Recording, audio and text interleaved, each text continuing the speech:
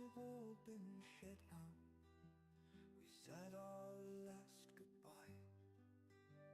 His soul's been blessed and he's laid to rest, and it's now I feel alone. He was more than just a captain, a teacher, my best friend. He can still be heard in the times we shared when we would talk just on our own. I never will forget him, for he made me what I am. Though he may be gone, memory lingers on, and I miss him, the old man.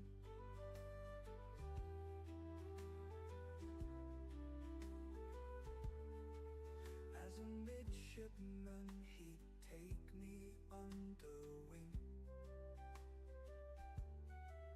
like a agitator, tactical display.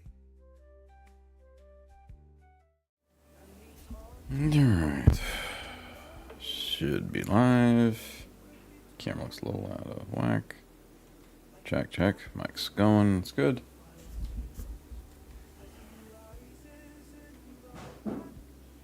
You alright?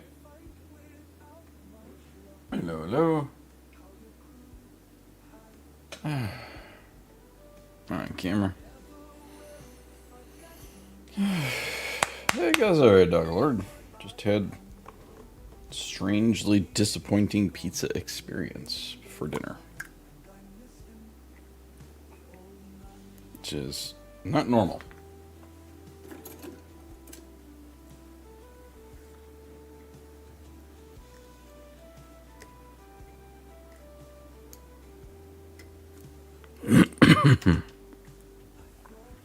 How about yourself?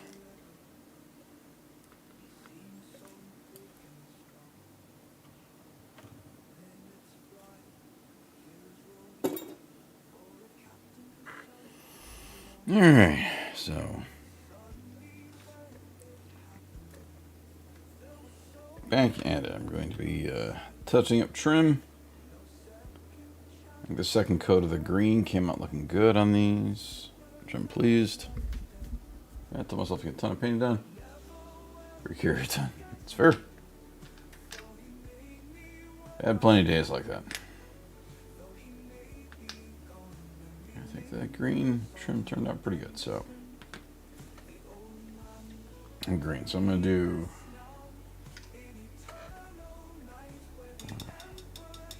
Hello, Hamlet de Poupoli. Is it going okay? Still recovering from dinner, but it's going okay. Ooh. Excuse me. How about yourself?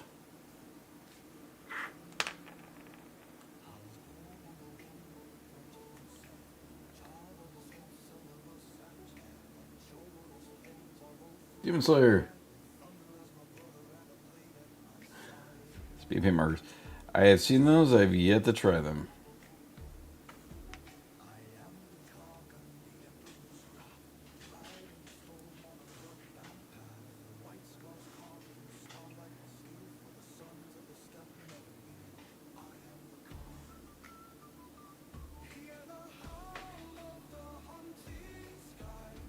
I pray for death. Fair enough.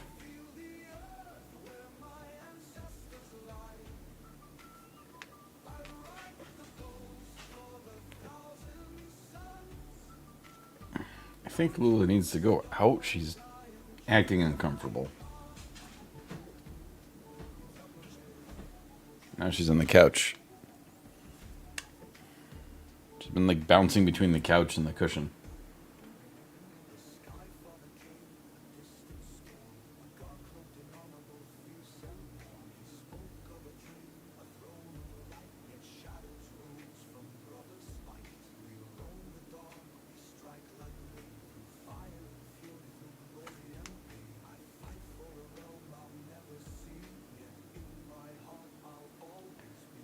I hope so.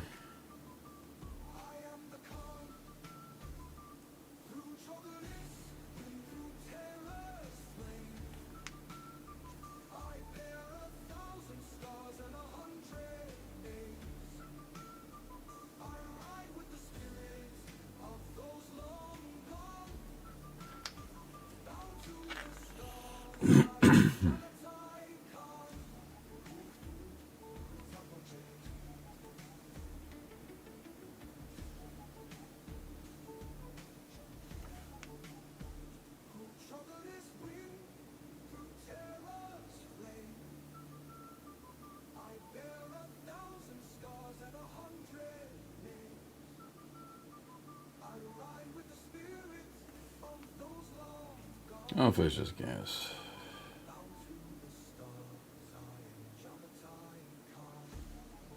Yams, I do love the trim.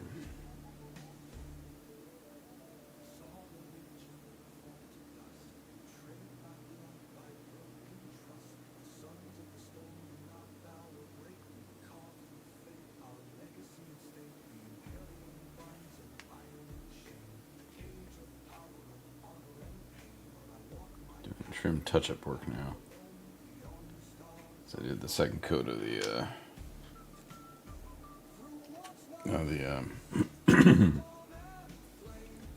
the green. Yeah, that pizza did a number on me.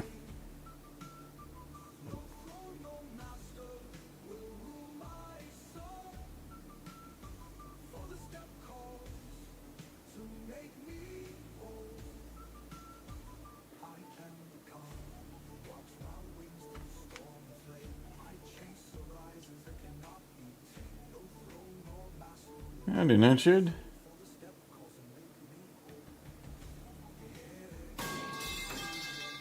And CDs. Everybody's here.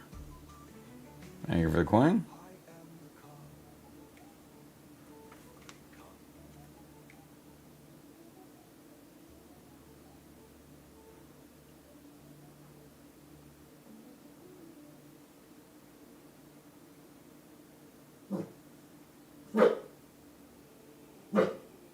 Launch coins for Lula.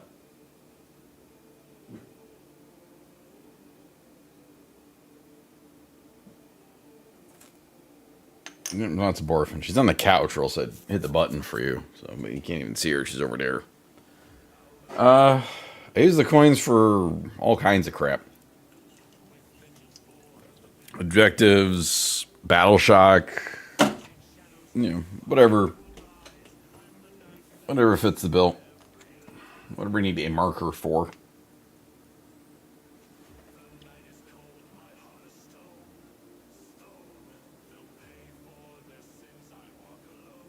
I did see that you, after you raided me, you came on like after we had logged, so thank you for stopping in, thank you for the raid. Get some rest. Seriously. I appreciate the support, but please don't, suffer medical issues due to streaming or wanting to visit streamers.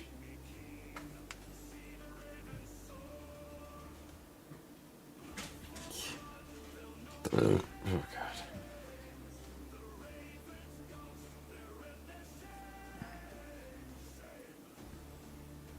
Nice. Kivrig is awesome.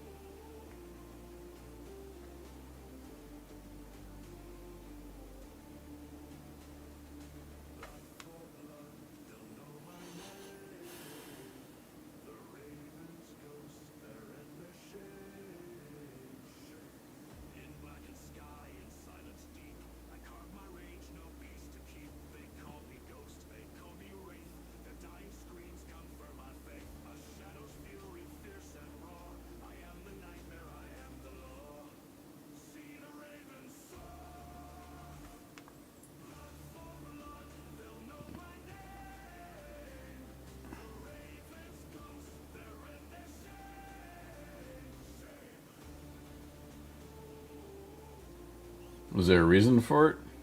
Oh, you hit it a follow. Okay. That's awesome. Celebration. I'm at 196. Yeah. Somebody followed me when the stream was off. Yeah. I'm almost at 200. And congrats on... Yes, absolutely. Congrats on 100, sir.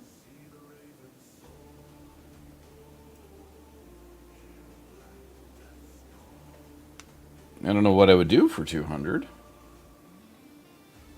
Oh, goodness. So yeah, so what would people want to see if once I get to the 200? Ba-da-bumps.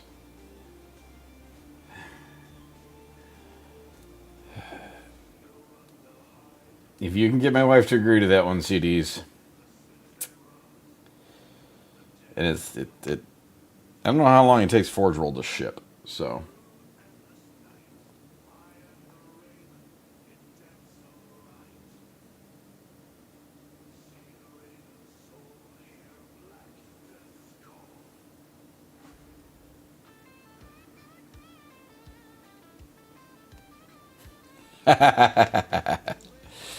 Post the link here. Post the link in chat, CDs, if you're on a computer.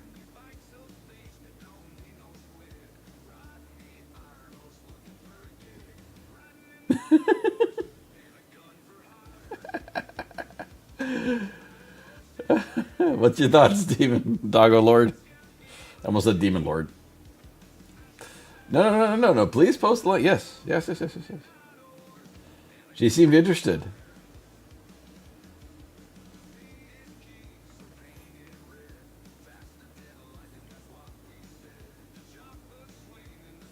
I think if I get 200 subscribers, that'd be a reason to have a Warlord.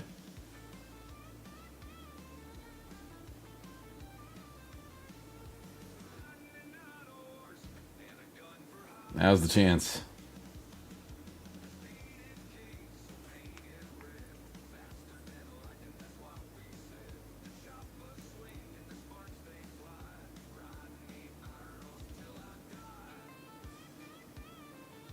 Leather brown, especially in the pouches and the waist.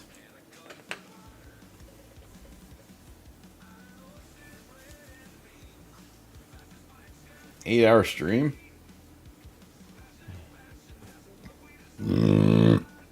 Either the Huns might be sold separately too. We never know.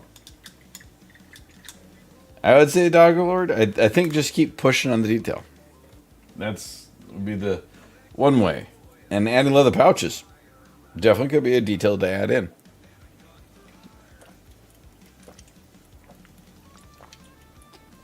Yeah. Feel dehydrated.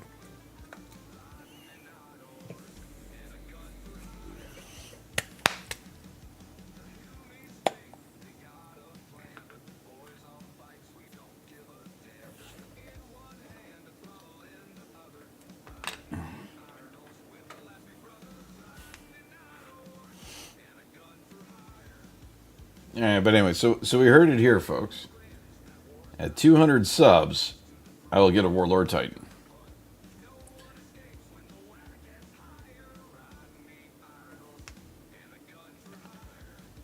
At 200 followers, you want me to do an 8-hour stream? What would I do for 8 hours? I mean, other than just paint. I could build the entire Armageddon box. I don't think that would take 8 hours, though.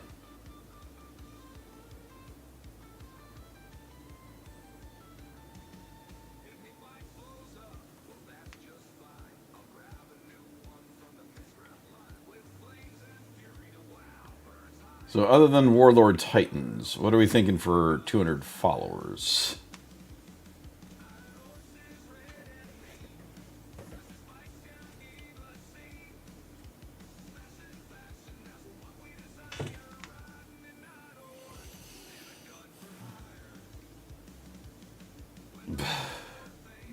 Why do you do this to me, CDs? Belisarius call. He's got so many little fiddly bits. That man is 100% fiddly bits. We keep saying fiddly bits now.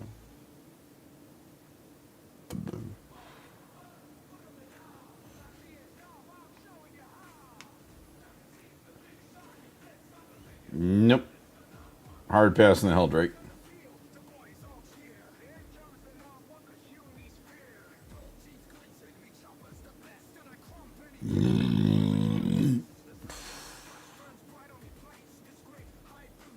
I didn't think he was Republican.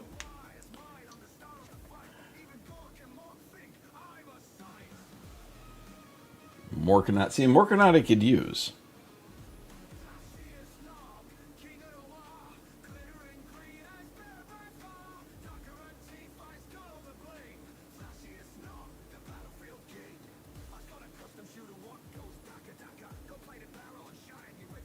Sorry, I couldn't resist. Couldn't resist the temptation.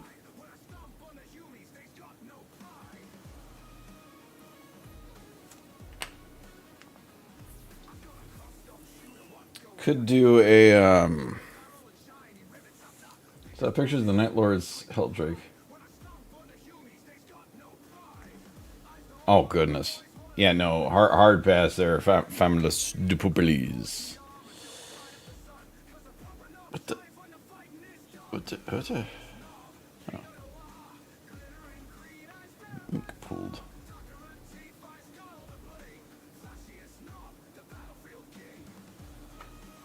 Yeah, that's... Get some sleep, CDs.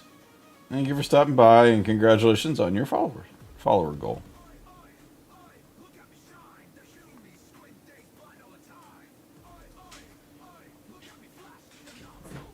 And she's back on the couch.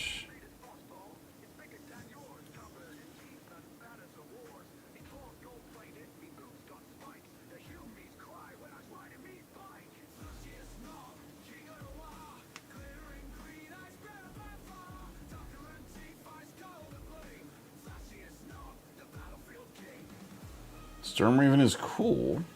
Don't know if I have anything that can use it, though. Can you use a Stormraven in Dark Angels? I thought that was only Deathwatch. Unless I'm thinking the wrong flyer. Which I could very well be thinking the wrong flyer. Or I could take it as like an ally.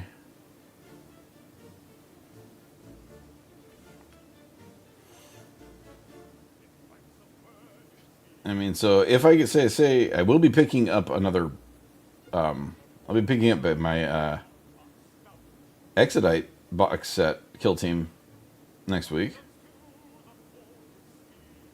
I could do that. Build orcs and space lizards. Some slizzards.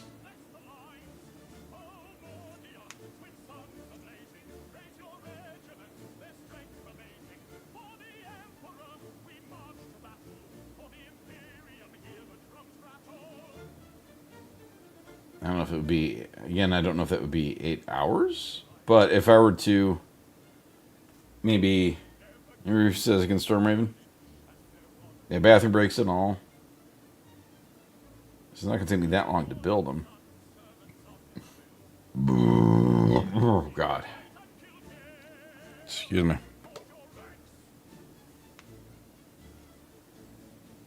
Soon. I just need to see the points cost, Femless, because I was able to get my hands on secure the kill team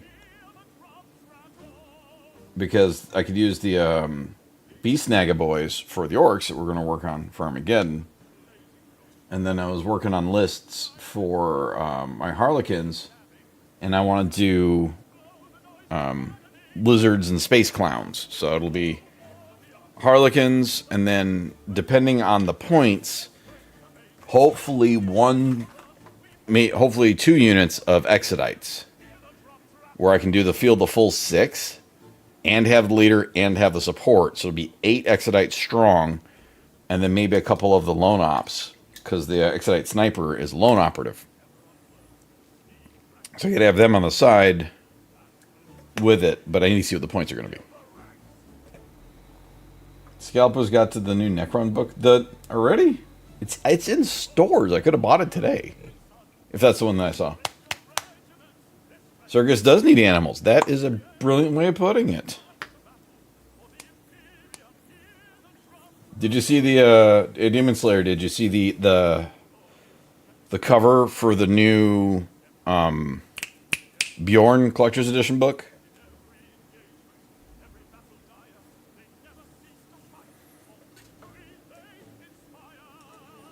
The cover looks awesome.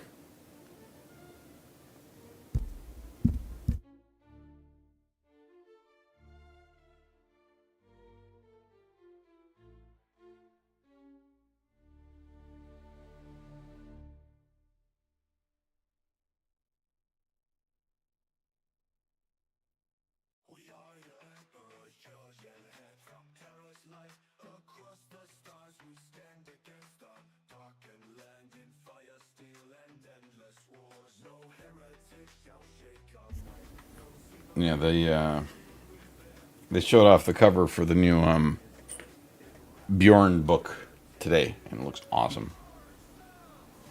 Though there was a lot of discussion today at the Warhammer store where I did my glamour shots. That we had to do the glamour shots. They're all posed. So we were talking about the Bjorn book because we saw the announcement, and manager's like, he thinks they're going to kill Bjorn, and that's why he's getting a book.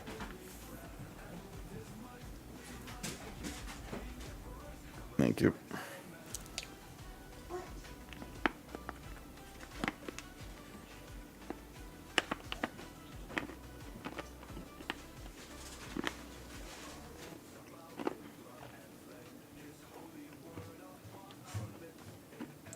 And I was thinking, if they're going to kill Bjorn, they've got to wait for Russ to come back so Bjorn can slap him and ask you, did you get to find the cigarettes in the milk?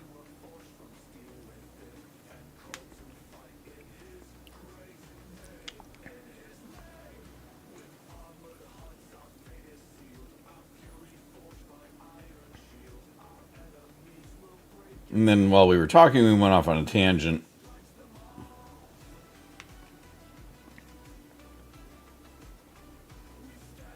Oh, yeah. We went off on a tangent. We're like, what happens if they kill, Bjorn gets killed, but not Dante?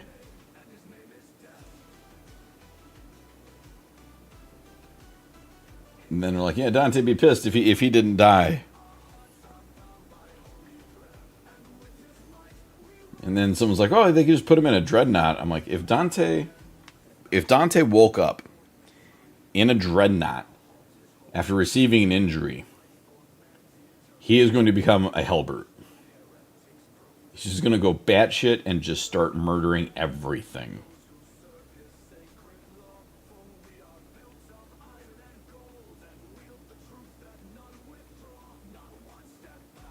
But yes, they do very much need therapy.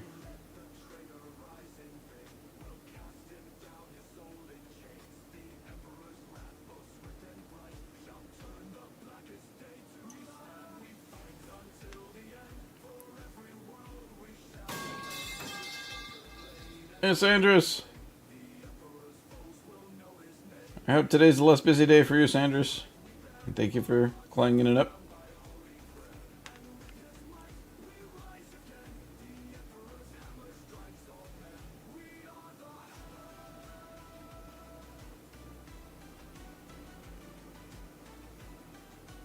I gotta look. I wonder if Clang has become my most used emote. Or if it's still Lula Cam.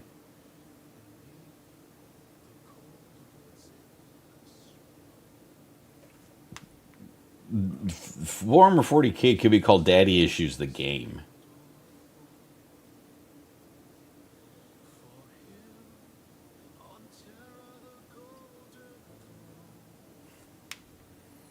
You could do some Eldar shenanigans to revive him.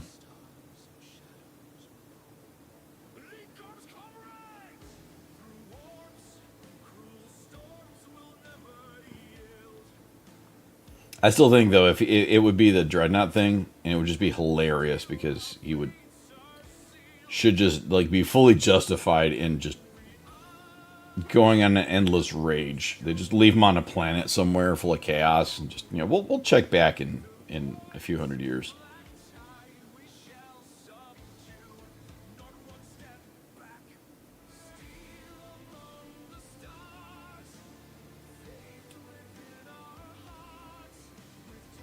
It should be Warhammer 40k Daddy Issues. Horus Heresy's Daddy Issues. This is true. This is true. Horus Heresy, also known as Daddy Issues the game.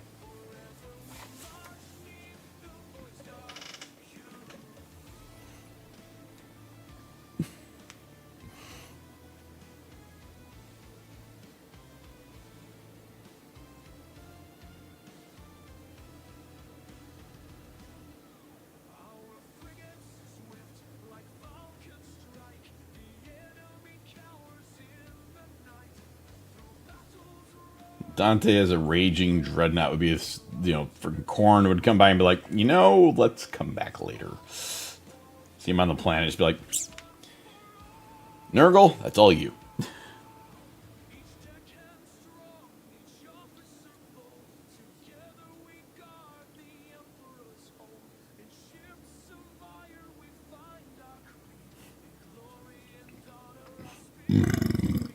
Ugh.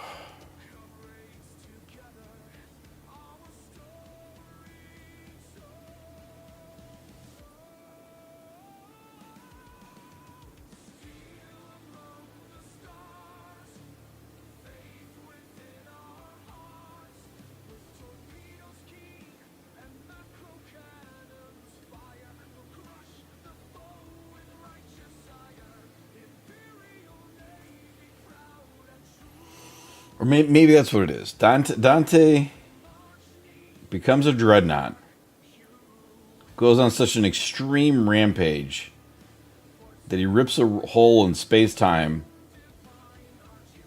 to become a machine spirit that possesses the Killdozer.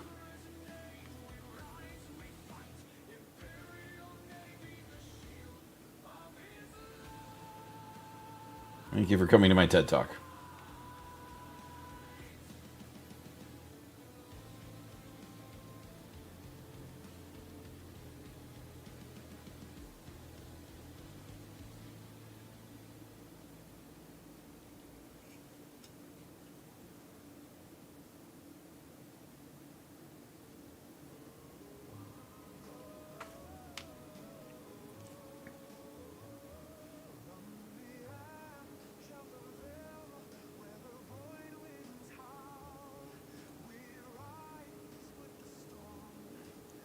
Or he just becomes a raging dreadnought and they just paint the Killdozer as his new banner.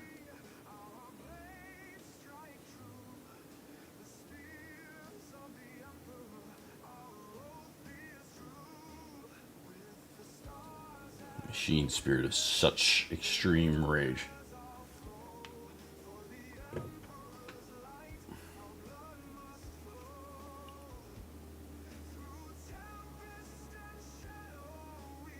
Emperor's Children. Oh, goodness.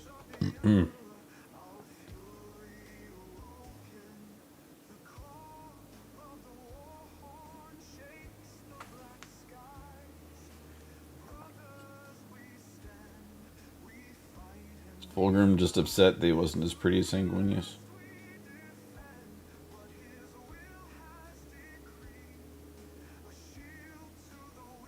How can you be so pretty?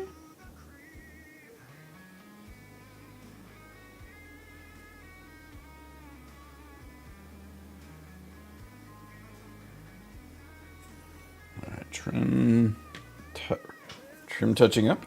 Touched up. Oh no, I still got these little guys here to finish up because I can only hold part of it. Collecting daddy issues like comics.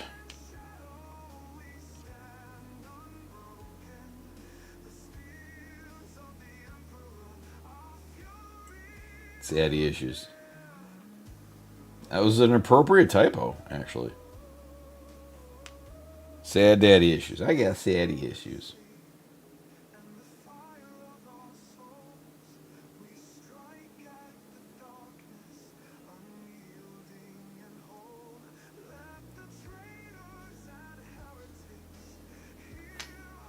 Very true, very true.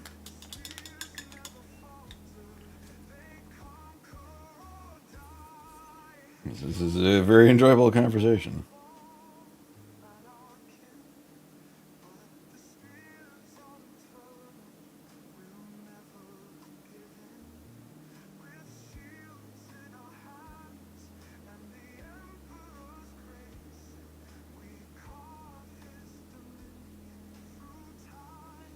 Dante gets trapped inside of a soulstone. Some poor unsuspecting Eldar plugs it into a craft world and like, that craft world is literally just ramming itself into stuff over and over again. Before the wife hits Nightshade. Nightshade. Puppy. Oh god. Puppy.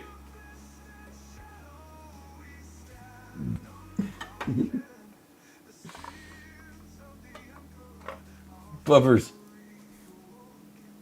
Look, rhinos. RHHHHRINNNNNOOSSSS. Our enemies hide in metal BAWKSES, DA Awards. The FEWLZ. Some random orcs. Oh, that was a fantastic failure on the chatbot. Oh, it struggles with some stuff there, as you can plainly see. The greatest one was caused by Nightshade.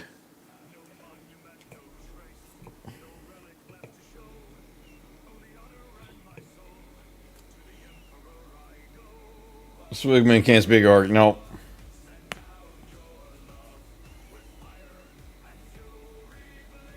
Yeah, I'm not done with the trim. I just realized there's a gauntlet over there on this guy's hand. I gotta trim up. And the trim on the mask. Forgive me, the Omnissiah has not blessed me with the talking skills.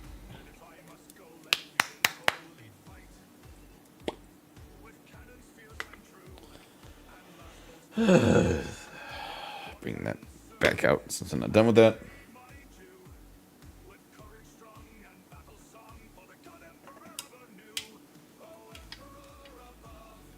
That is the greatest failure. It caused painful laughing. Thank you, Nightshade. Do you have that clip just saved? That was very fast.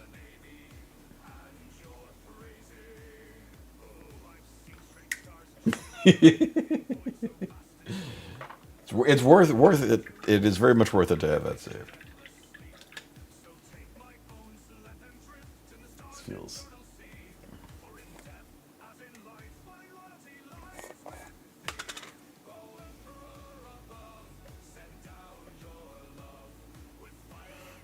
Oh, good. Thank you for stopping by, families.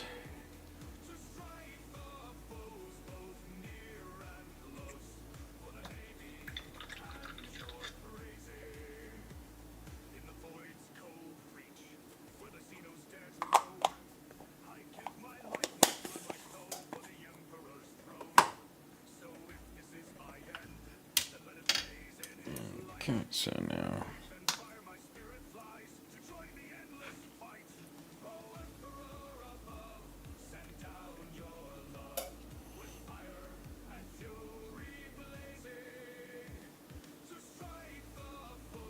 Now I'm getting all these woody bits and spikes and things, and I'll be doing them in a gray first before I do a dry brush and then a contrast on them.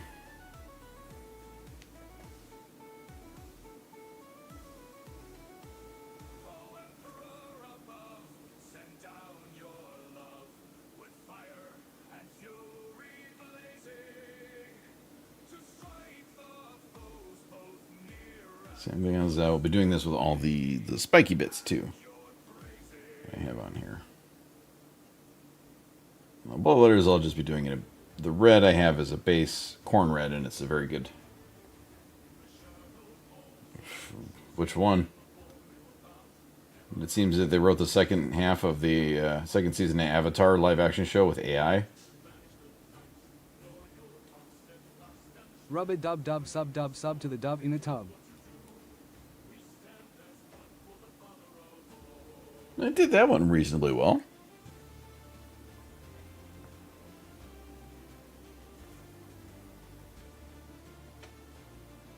The Loosing of a Nicolas Cage. Uh-oh.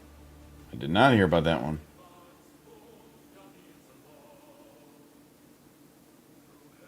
What's the Nicolas Cage movie? I didn't know any movies coming up. Not a Spider Noir movie, is it? No, puppies. Yeah, her stomach's bugging her. She's back on the couch.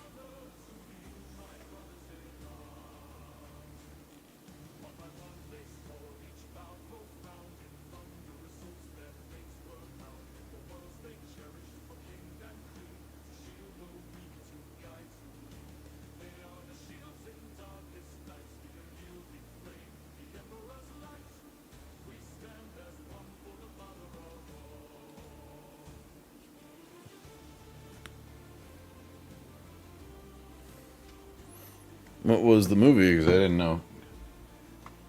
Unencrypted version of an unreleased Nick Cage film for reasons. Oh, they lost it. Oh. I thought they, like, let it loose or something. Well, then, yeah, that's a big oopsie.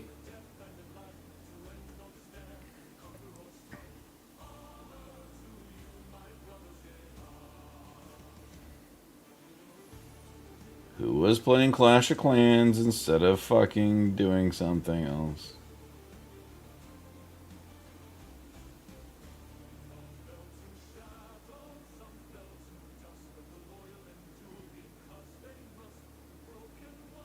And, okay, now, I mean absolutely no disrespect to Nick Cage, because Nick Cage plays Nick Cage. But, out of all the movies to steal, a Nick Cage movie?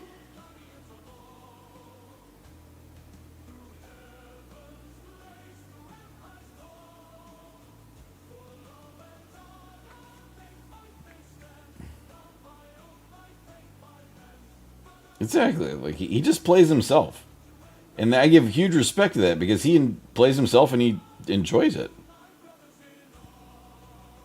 And, you know, they have fun with it. Howdy, Jay.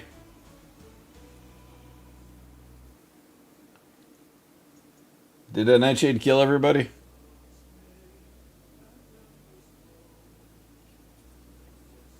I'm still convinced Nightshade's going to be the apocalypse.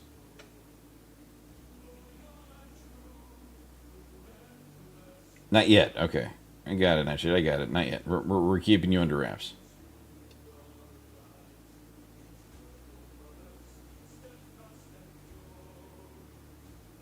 But you can't kill a god.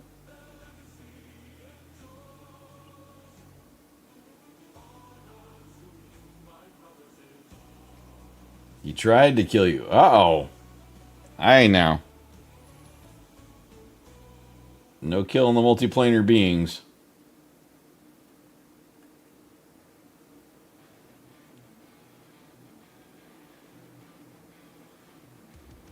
Don't make Nightshade flex her biceps at you.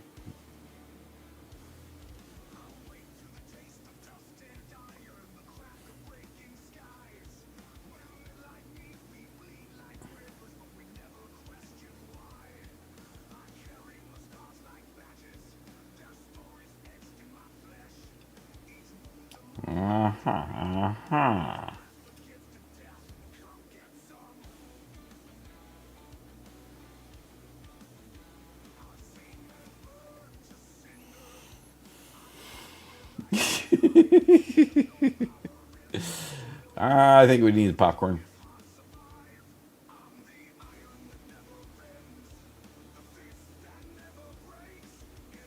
For the Emperor! I will have to pass Sandra. She's on the couch. She's not on her cushion, or else I can show you. There's an empty cushion. The puppers is on the couch.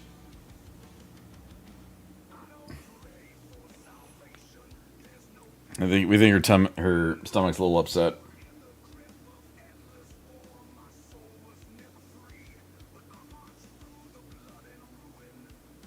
Death to the foul warriors of chaos. Alright, we'll zoom on in while you clang away.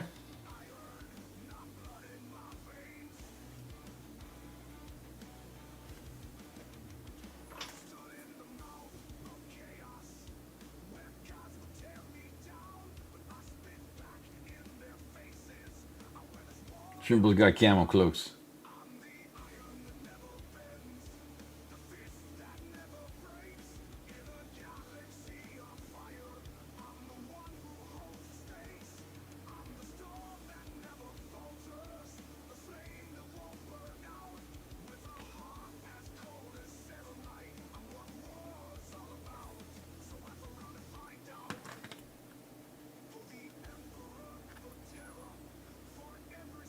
Now I've got the screen shield. Turn the cloth up in the gray.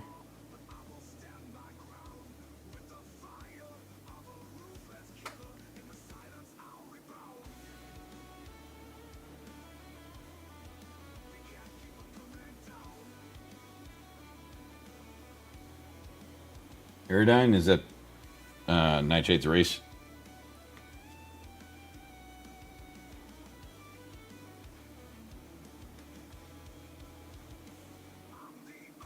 Nightshade's character's race. Put that correctly.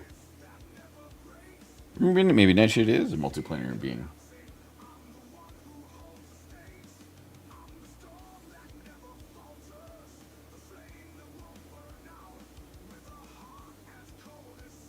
Oh, okay. Aerodane is your name. Fair enough. Fair enough. I don't know D&D very well.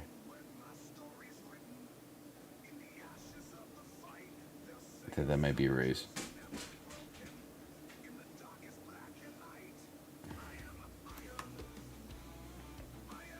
She's back in the pillow. When she does this bouncing around thing, that usually means her stomach's upset.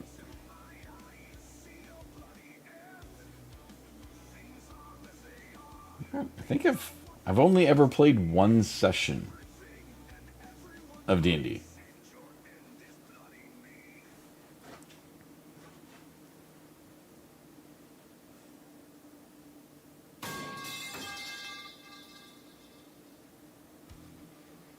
You up that AC. Alright. She's back. That's why. That's why I put it back on the Lula cam. Oh, the cling was for center. Okay. I do know of the Paranoia game.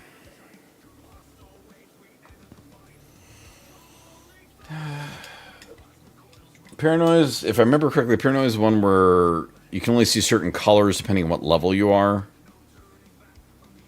White's like the top color.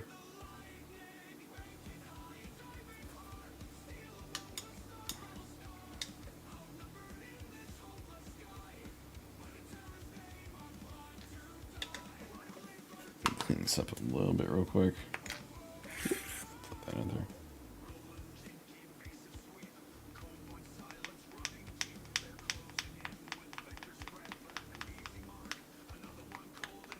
Security's burned down by colors. Yep. Okay, it's the game I'm thinking of.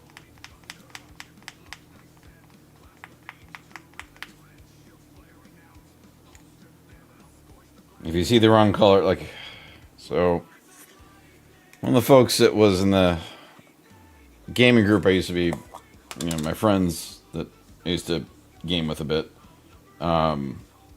they had a Paranoia game going, and his character got injured, and it was like it was a compound fracture, and the bone came through, like it was his arm, and his bone came through his arm, and he looked down and saw the white and went, wait a minute, I'm not security level white, and then turned and shot himself because he wasn't supposed to see it. And that was like the perfect personification of the game.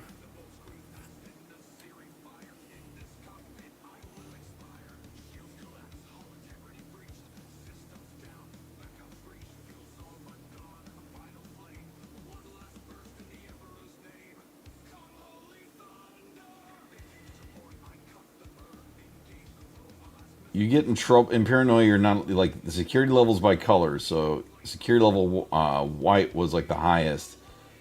So, and you die a lot in the Paranoia game. It's like you play. There's clones. So just look at Paranoia TTRPG. The website will probably do a better job explaining it than me.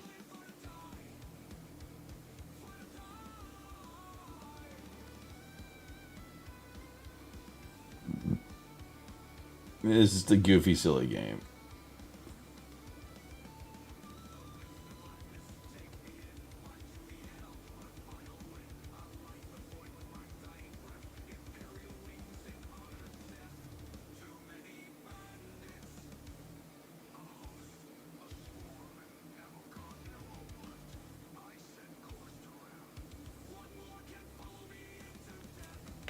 Okay.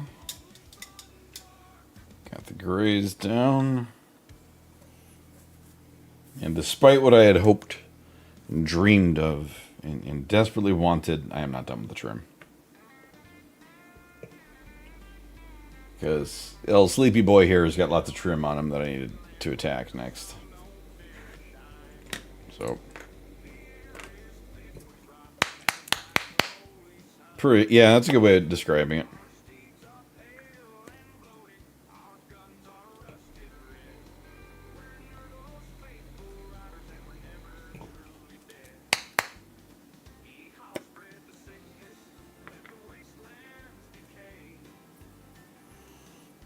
Come here, you big beautiful boy. Yep. I'm gonna do the trim on the mask. Stop smacking shit. I can do the trim on the gauntlet, and then the trim on the blades. So stop hitting things. There we go. Where should I start? Let's start on the gauntlet since I'm looking at it.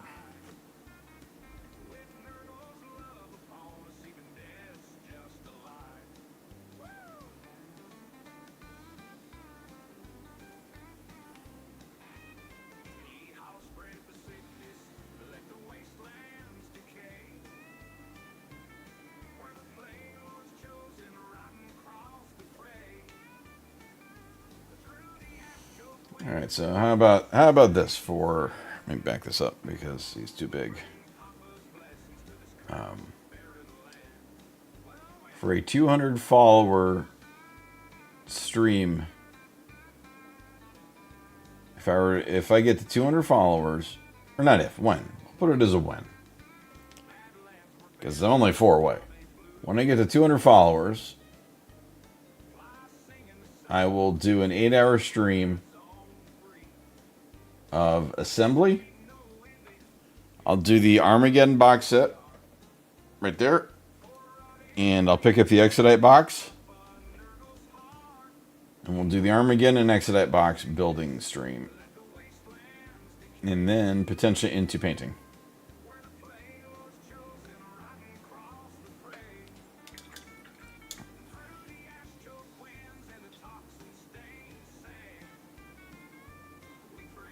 So that's where it'll be. It'll be 8 hours of assembling, just an 8-hour crafting stream. We'll call it that. Since the Exodite's already paid for, I don't have to worry about them. I don't have to buy anything. Armageddon's chilling right behind me. I have not assembled anything from Armageddon yet.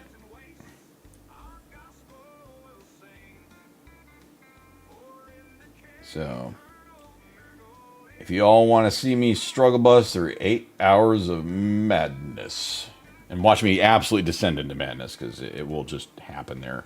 Shit's going to get weird by like hour, 4 or 5, I'm going to be losing my marbles.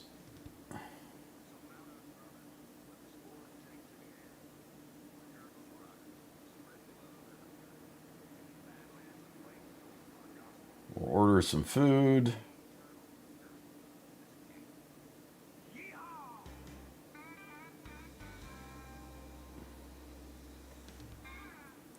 It's all right.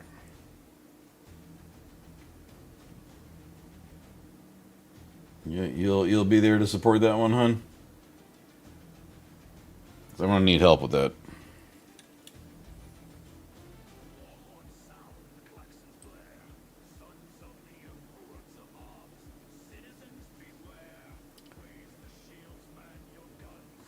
Alrighty, so.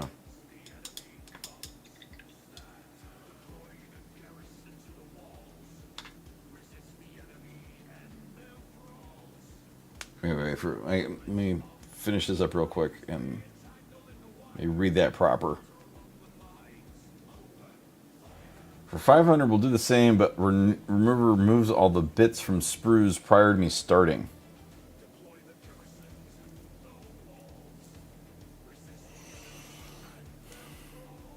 I guess if you want to see me absolutely just go batshit further insane.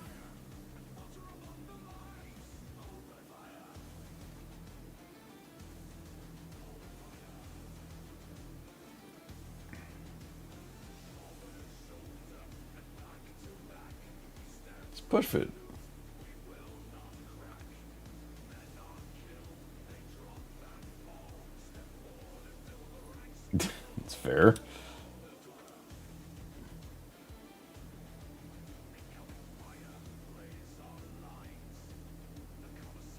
Honestly, I don't think it would be as bad as we think. 'Cause it'd just be like assembling a Lego kit. You have the instructions. You just got to go digging for the parts.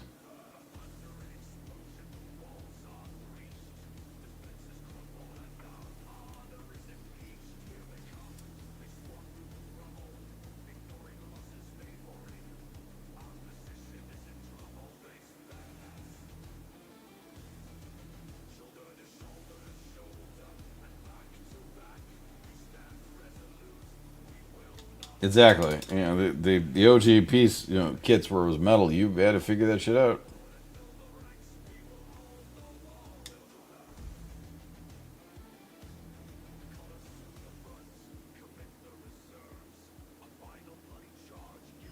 So touch it when I put some black and then.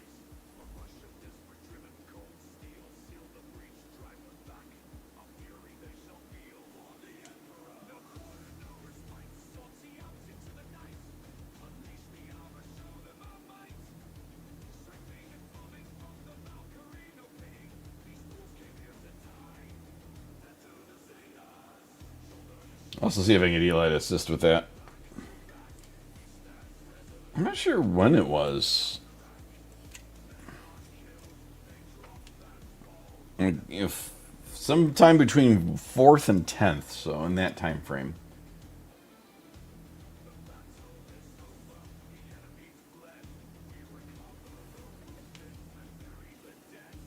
I know that narrows it down immensely.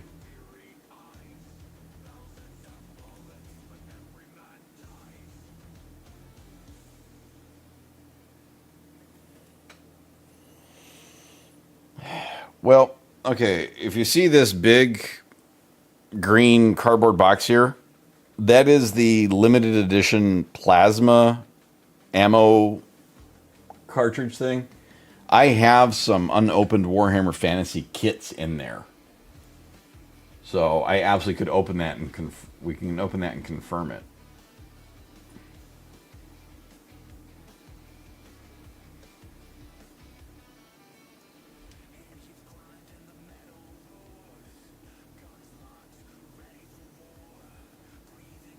But I'm pretty confident they weren't numbered. I think you were very correct there, Demon Slayer.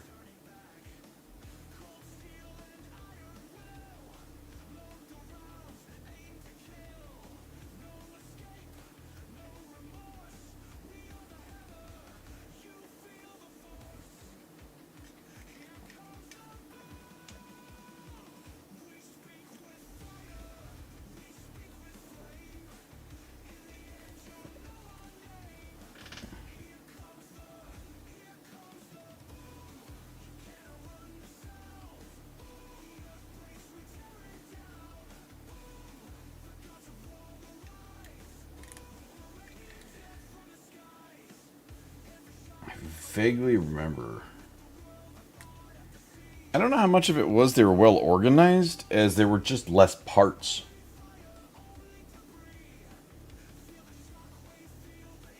I think it might have been, to me, I think it's just there was less, the kits were so much less complex.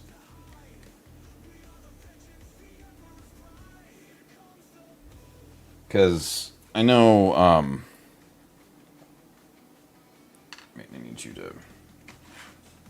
I need to lay on that for a moment. So we go down here.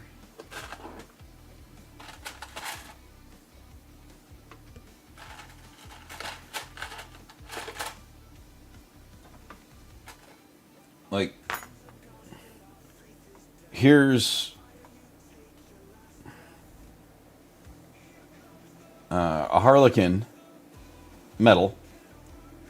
You know, the Harlequin models now have all, the hands and the pieces. You've got your hands, your guns, your arms are separate, the head's separate, the hair is separate, both legs are separate, and the torso, and usually this like sash is separate.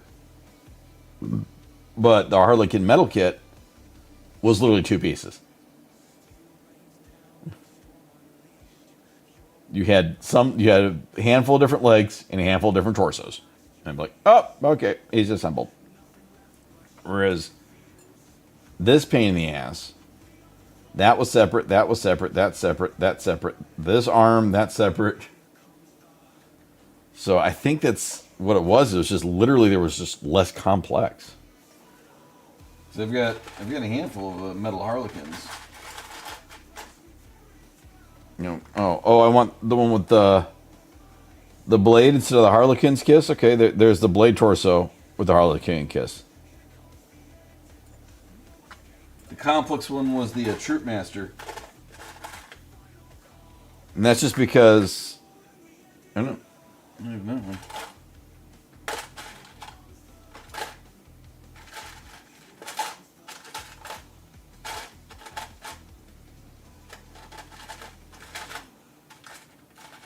The Troop Master was a little more different just because stop it. You had a different set of legs to use. Oh, no, here he is. Here's the Troop Master. His you could fit on a weapon, so you could put on a sword, but then it was still the same. Plug the legs in and put on swords.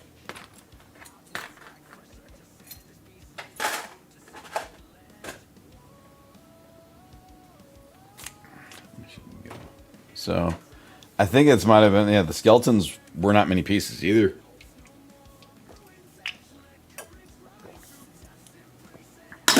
Six at the max.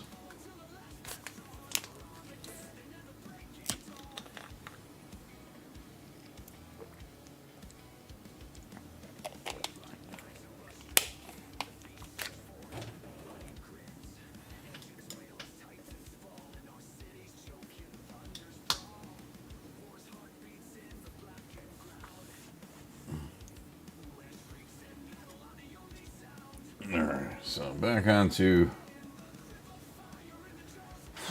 trimming up this own bitch. So much trim. So I gotta angles. To figure what angle to command it from is the hard part.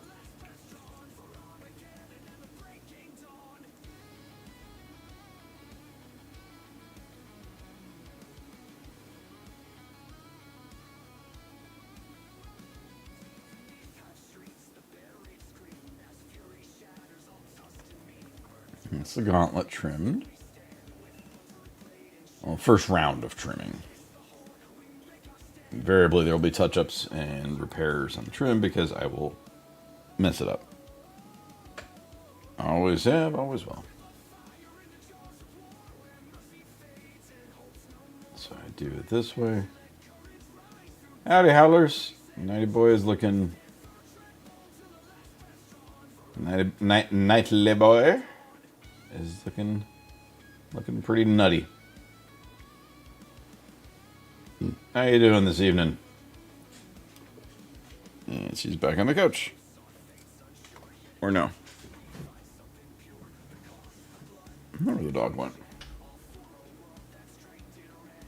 Yeah, it was the chaos stuff is up for pre-order now. If you're looking at Warhammer Community, unless there was something else I missed.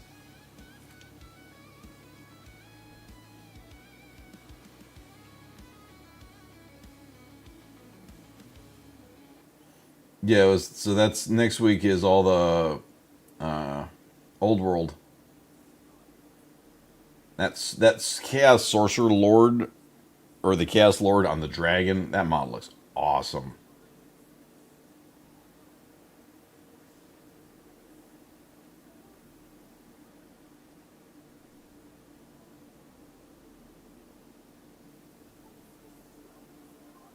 That is a great looking model.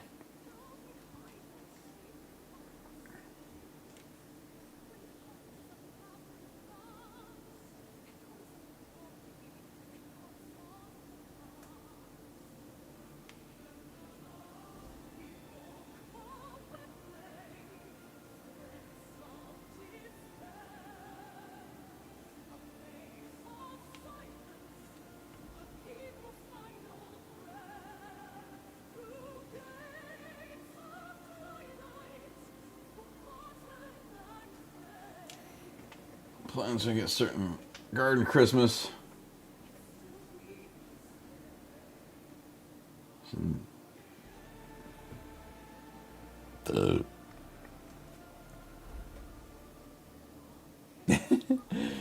A little bit, Howlers.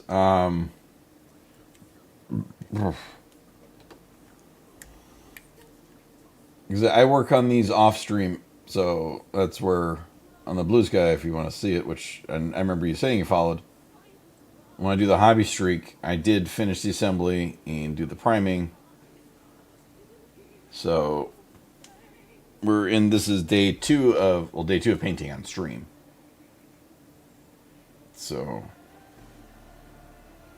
and even off stream, like on Tuesday stuff, I'll keep plugging. I'm hoping maybe by next stream, next weekend, I might have this guy close to finished. Might. But this one is the most complex thing the most crazy night I got, so it might take some extra effort on the painting side.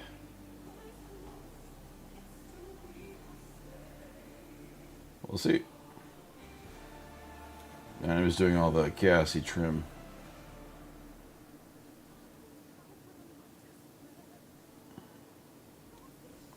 There's lots of little trim. See if I can get it on the face. I can't even get him that low to see the doing the trim up here on the mask now.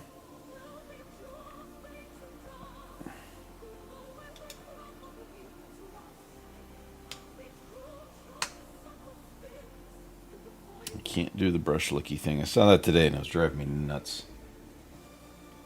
A handful of people just doing the sharpening the brush with their mouth. I just can't do it. Can't.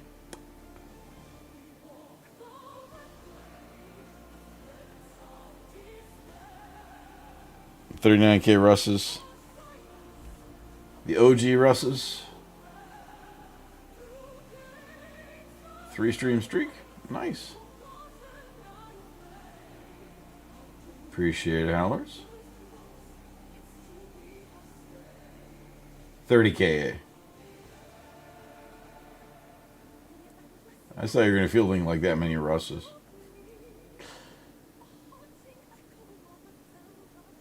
As long as there's no size difference in the square that it is, should be good.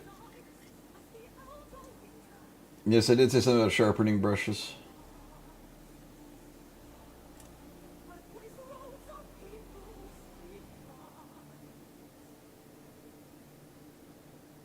I did, I did.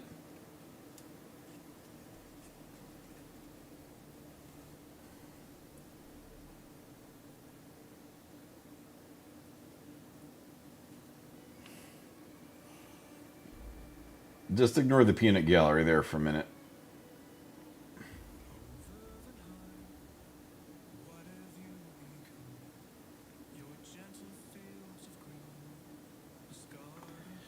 No, that's it's the to get your brush back to the fine tip it's supposed to have, which you can't see because this one's out of focus. A lot of people do it where they put it in their mouth and they use their lips to get it back down to a fine point. I can't do that. So I use my hand on it, but well, no, I could do that. I choose not to because it drives me up the wall. But it's sharpening up the brush to tip. See a dog here.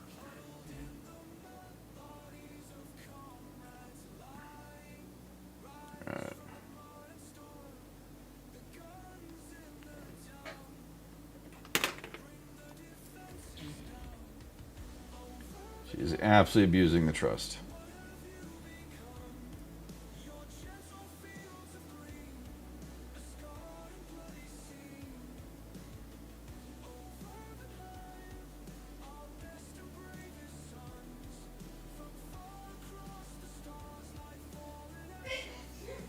Bless you.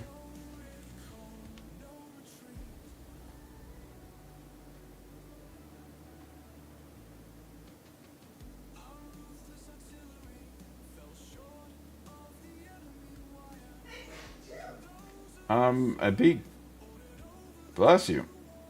I'd be careful of that because you might end up melting the glue that holds the bristles in.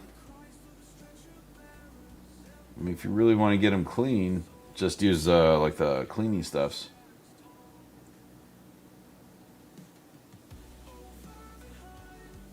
Yeah, and if she hasn't heard of that, but like, I just use this one I stole. Brush cleaner. 30k kisses just use 40k Russes. Yeah, so, but you have to be like really, really close. I mean, you'd be putting like just the tiniest because the glue's right here, so.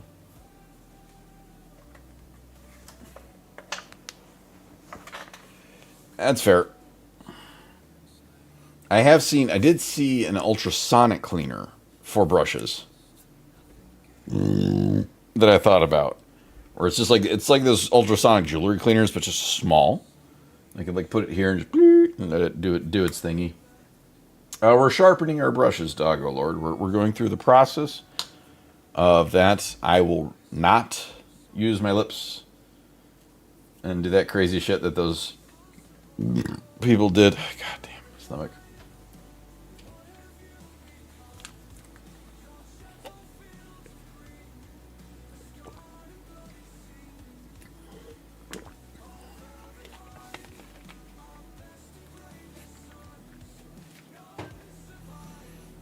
We didn't miss much. Just the usual nonsense discussions that I so very much enjoy.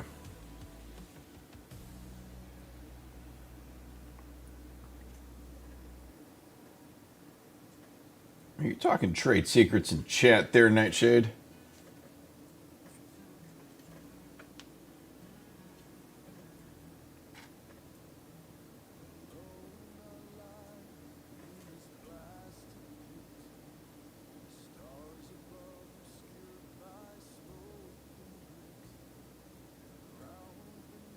Other in the void video of the day? Okay.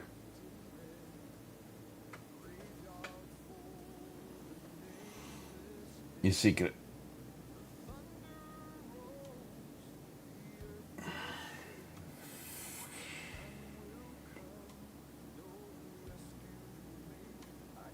Okay, I did this to myself. There we go. Monster Hunter always had some of the best like animations, like the cooking animations for when the it's not palicos. When the cat people cook your food or the meals, those animations were always really good. Oh, it is palico. Okay, I was right. I thought I was calling it something else. I thought I was wrong.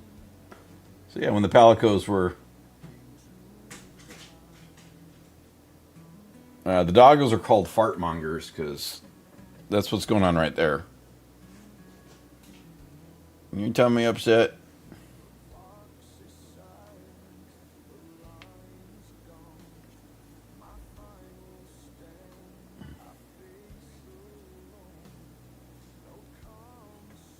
This. There we go. Now I can see what the hell I'm doing. I'm guessing yes because she keeps moving from the pillow to the couch to the pillow to the couch. That usually means she has gas. Though it hasn't tried to kill me yet, so it might not be. It's not that bad yet.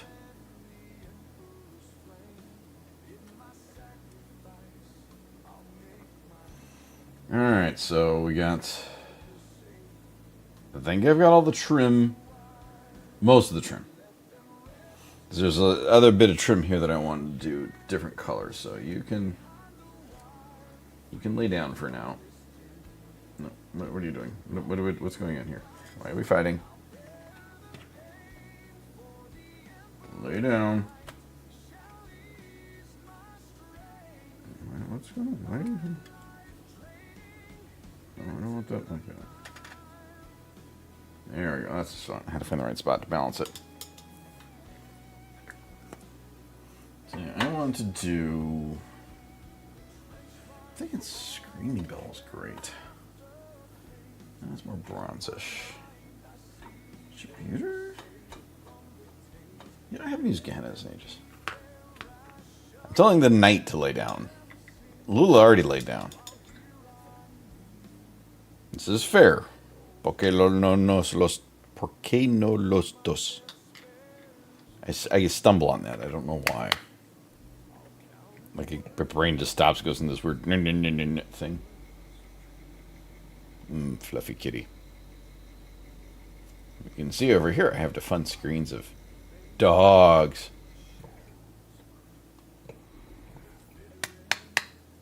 Squirrel in a house better than mine. A gif of a cow. I love that I can do that.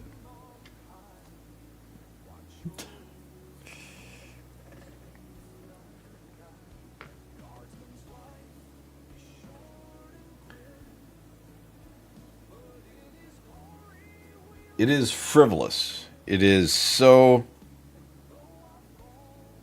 It's, if you look up the Corsair Xeneon Edge,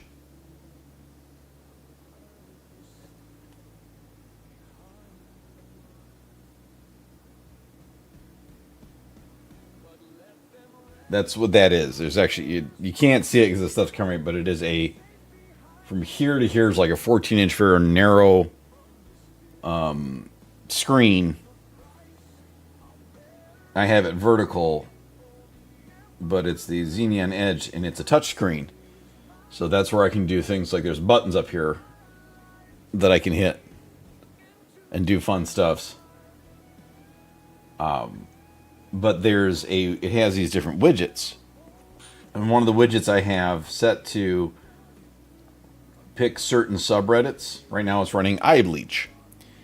And it just runs an image capture of stuff in iBleach. Like I can, if I were to stop the slideshow. No, I don't need that. I could run this with the, that one right there. And let it load up, start slideshow. Now it's playing Warhammer miniatures. But it is a fantastically frivolous thing and awesome all at the same time.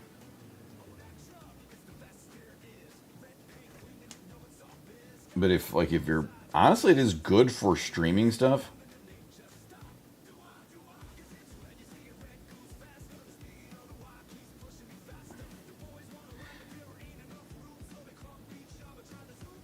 It actually can be really good for, it's really good for streaming because it can do, you can have it display chat. So I can have chat running on like the screen over here and then like touch and do stuffs, but it's small and kind of out of the way. So, but anyway, I don't need to look at fantastic mini painting. Let's go back to iBleach, which has lots of random cute things and critters and stuff. Start slideshow. And you have doggos like that.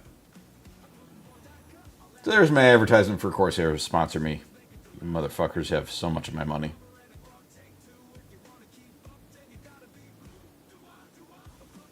Seriously, Corsair, like, come on. Send me shit. So there we go. So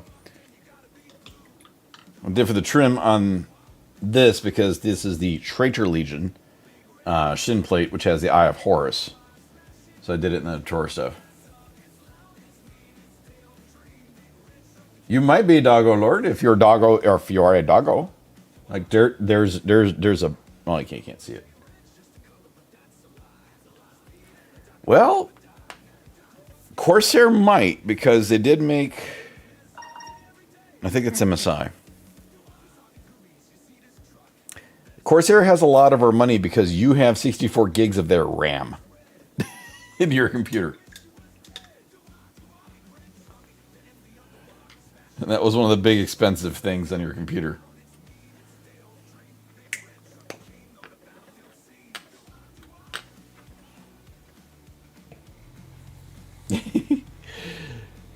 I think so. I know there's Corsair components in there. Juliet.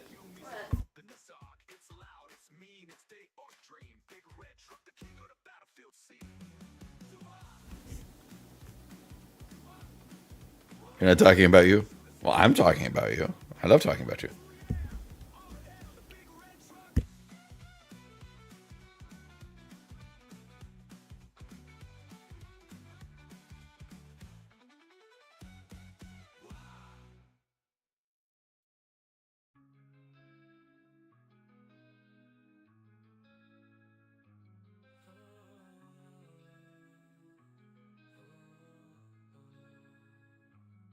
They spit his name, joke in their eyes. Just a beast to boot in a giant's disguise. Shoved and cursed, his worth denied. But slow would smile and still confide. You're my friends, always he'd say dumb. Through laughter and scorn, his opinion would not sway. I was expressing to Child that there are mini chocolate chip muffins for her to enjoy, and then I was talking to her about she wanted to get some chips out of the box that wasn't open yet. So I was encouraging her to get angry at the box, to rip it apart, and she did.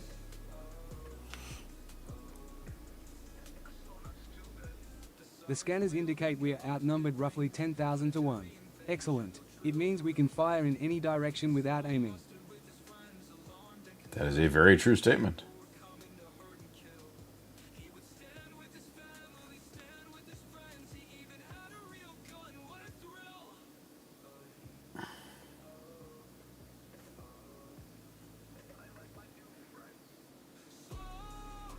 Blood Ravens.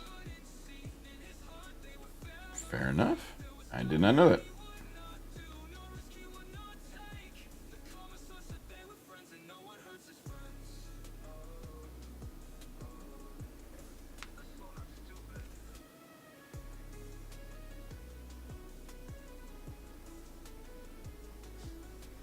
Oh, amazing wife. Can I trouble you for... What do I want?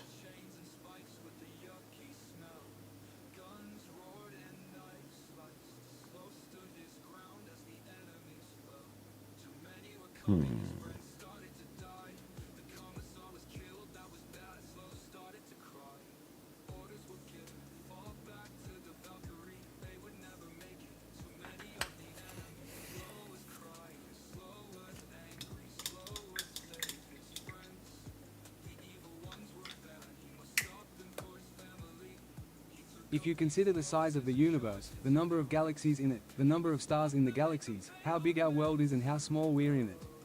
I don't own that many dice. That sounds like a challenge.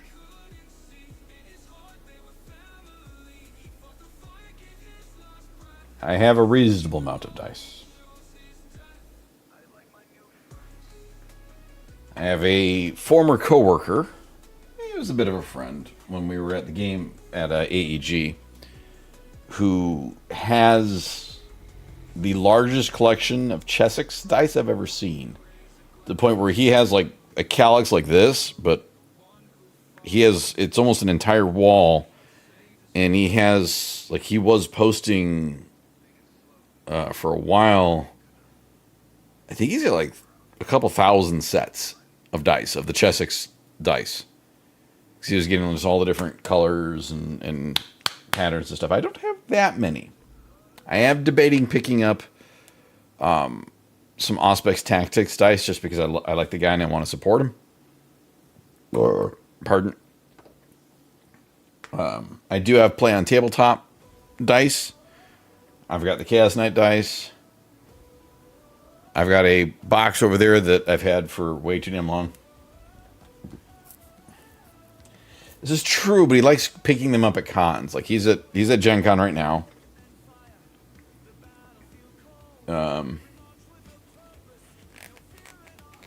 He just likes buying them that way. I don't think he buys straight from Chessex. I think he buys them from like vendors. But he's got like a list of, he's got them number. He has the set numbers, so he's like, I need to pick up set number 14587 or something like that. Anyway, amazing wife. Would you be so kind as to get me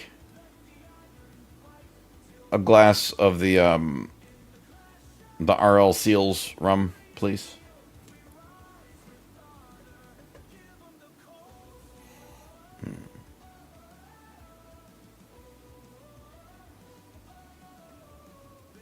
which is the rum with the funky top bottle.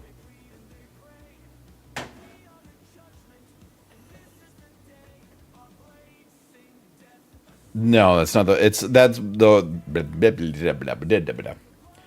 It is on the actual bar. It's the bottle that has the top that's like bent to the side. It's the RL Seals. It's on the bar, front row. Probably 1.5 feet from the left wall. Maybe 2 feet. We'll see what my spatial memory is.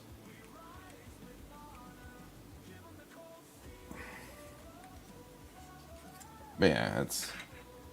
I have my collection of dice that consists of mostly stuff I collected when I was at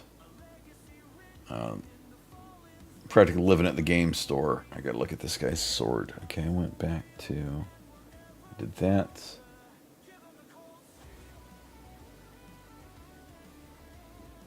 Okay, I just did it there. That works.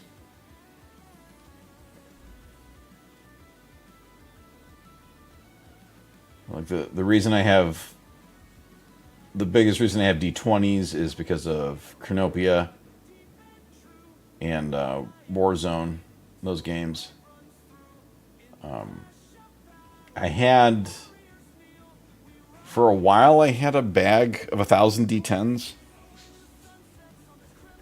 but we ended up giving them a lot of them away because what do you need with 1,000 D10s?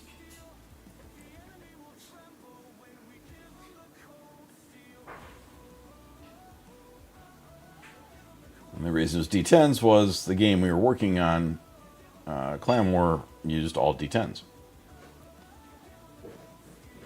So. Also, I have some dice from this this super elite company that you should all go to, buy dice from.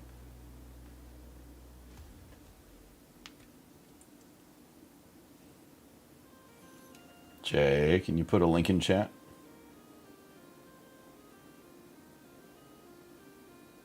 For the fanciest, bestest, sharpest, edgedest, everything S dice there is.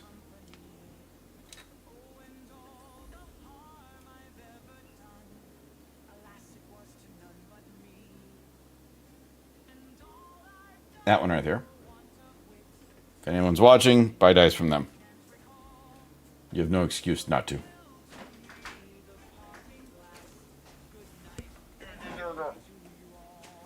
was wondering where all the glasses were. One's there. I think one's in the kitchen. Yes, thank you.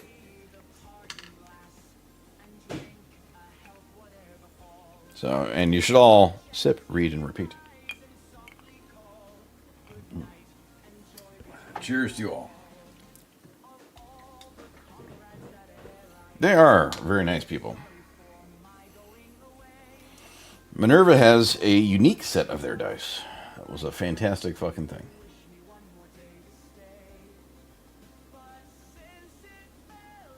Yeah.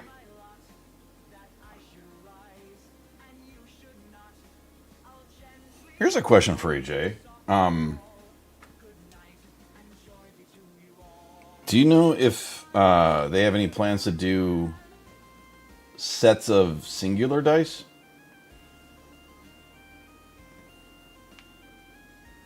Like if I wanted to buy a box of 25 D6s. Because all these take D6s.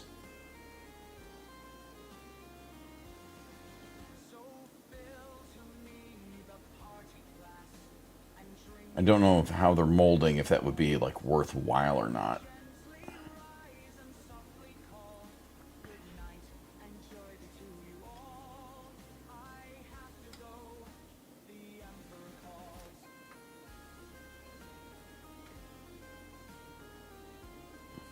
Waiting for the thing to come around. Did I do the skull? Okay, I did.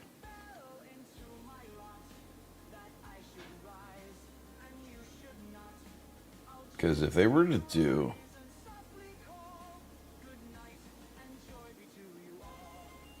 a custom dice for Game Maker that are D6s, Special faces. Okay.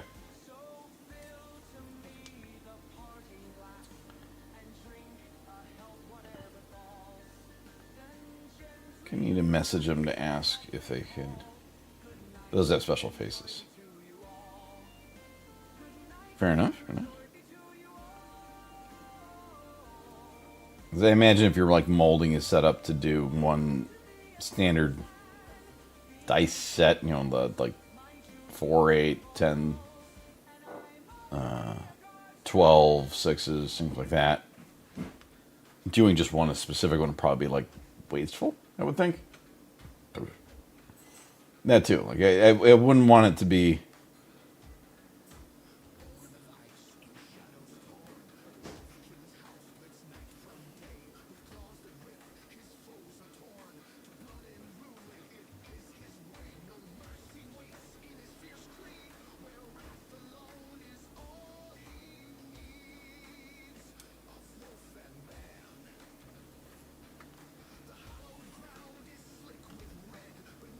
I'll reach out.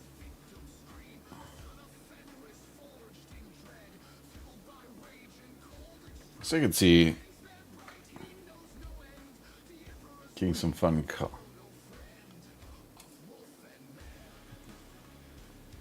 But yeah, it would need to be. It would need one. It would need to be cost effective for them. I wouldn't want it to be a burden of manufacturing burden for them.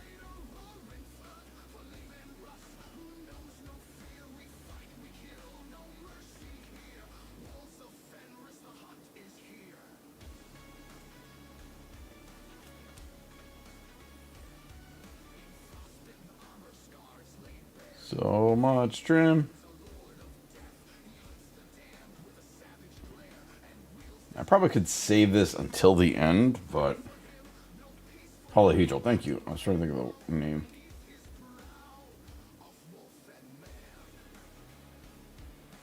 There's a hair right there. All right. The molds of Polyhedral stuff, so I'm willing to fill 6s on their molds.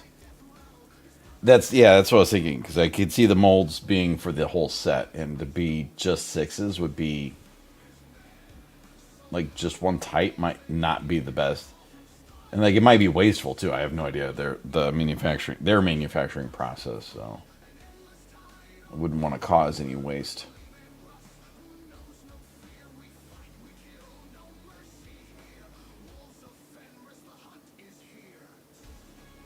You see dog movement. Slowly getting the trim on the sword, axe, whatever.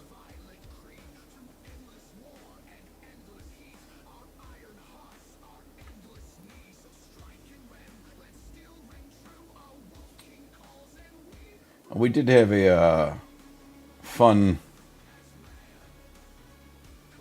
That too. Well, time is a resource that can be wasted.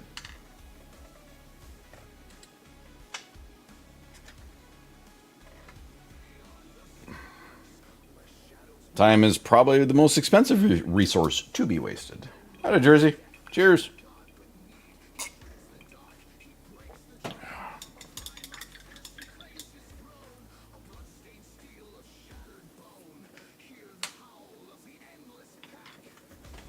Oh, I got my legs.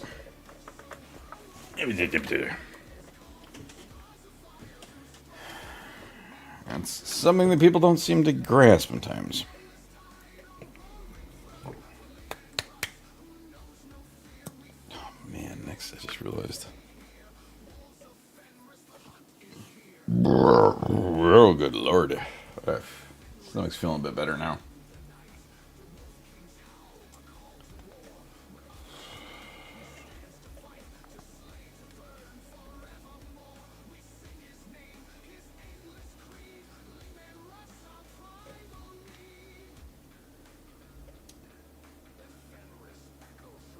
I really think that was like too much salt for me to handle.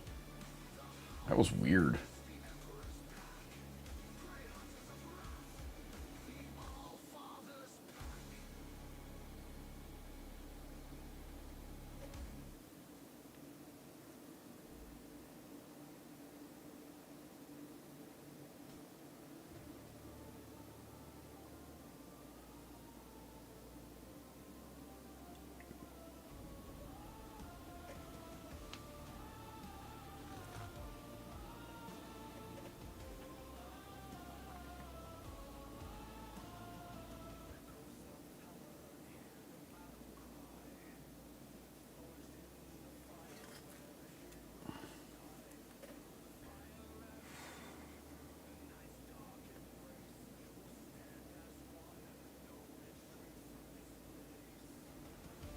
Go make dinner.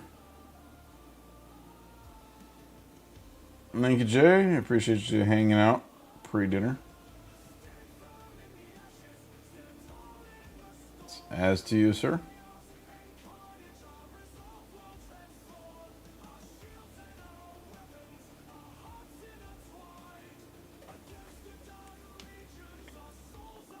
I realized we didn't get a dinner report from Nightshade.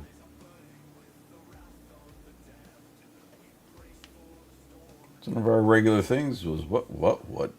Instead of, finish your primary or possess.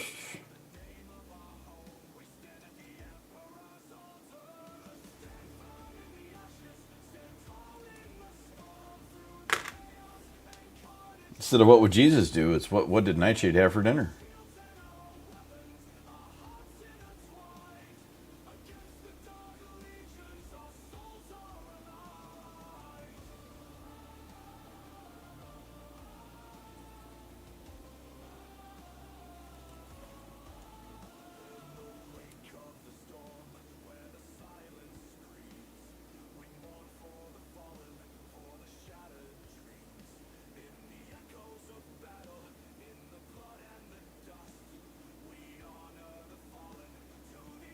Maybe WDNE, what did Nightshade eat?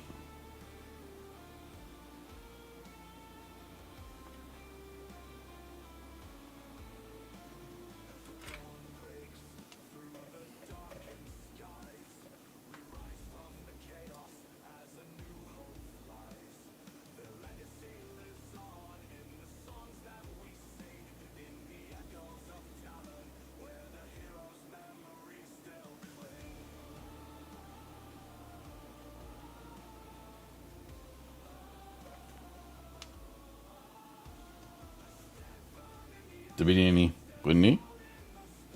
That is true. That is very true, Dog Lord.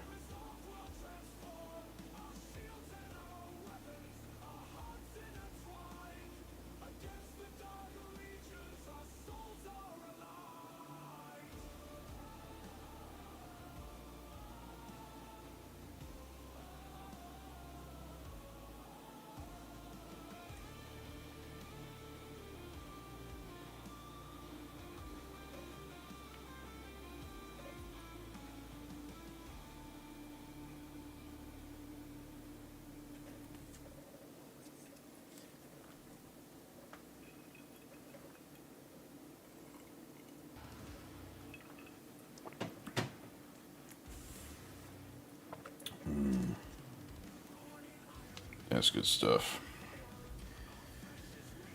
There's two sides of this.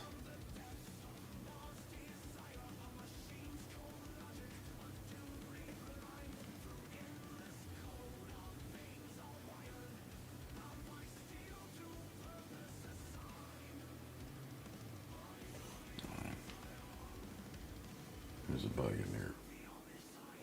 There it is. Damn you! It's like in 40-year-old version. There were two sides to that truck, and they both hurt equally. I see movement. Okay, she's laying down. Hopefully, she's settled down a little.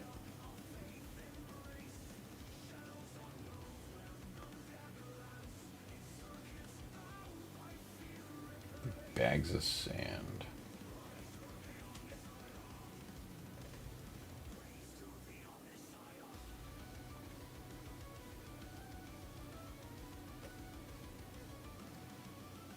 Get away, Nat. I'm busy. Go away, bug. I see you flying around over there. Hey, over there.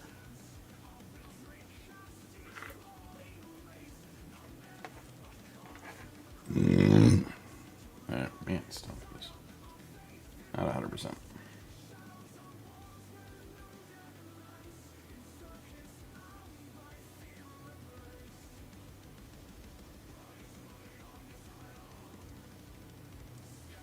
It's, I think for the first time since I moved to Chicago, so we're looking at coming up on 20 years, we had a really shitty pizza. And And it's from a place that's traditionally been okay. And we ended up throwing away half of it because it was just bad. It was so salty. Even Minerva was like, she was trying to think of like we fucking threw it away. It was a waste of money in my opinion. And it just so salty. Like that's all you can remember tasting was salt. And it was just, and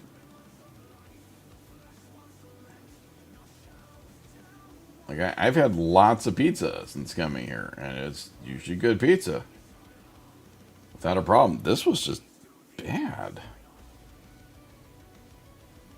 And it's a place that we've gone to in the past and not had problems with. And then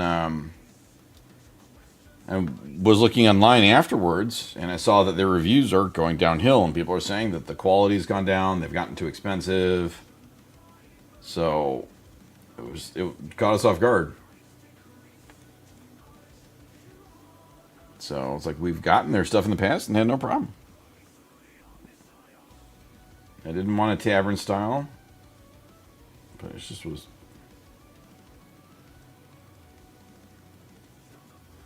Yeah. So, lesson learned, we won't order from them again. Sadly, it was a waste of money. But, whatever. Oh, this guy's hard to hold.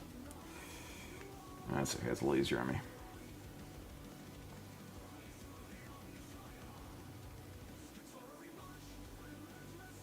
So, my stomach is still not feeling 100%. Jeez.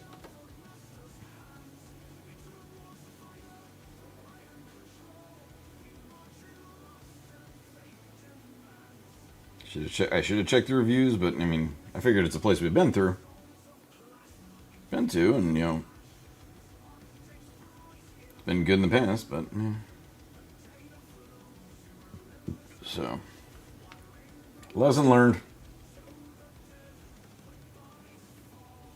Yeah, let's talk about something positive. How's the move prep?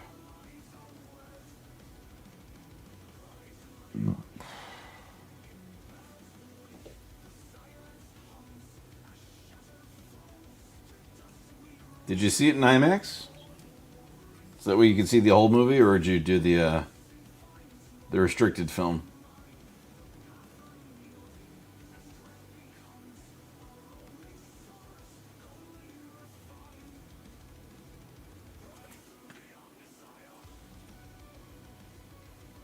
Well, I'm more important, so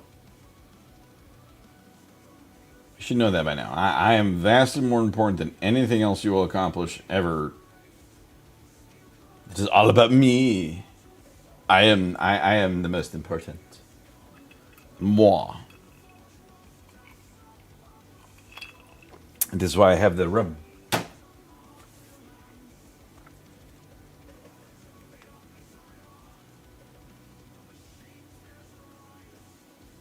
I'm lashing out because I'm tired of painting so much trim right now.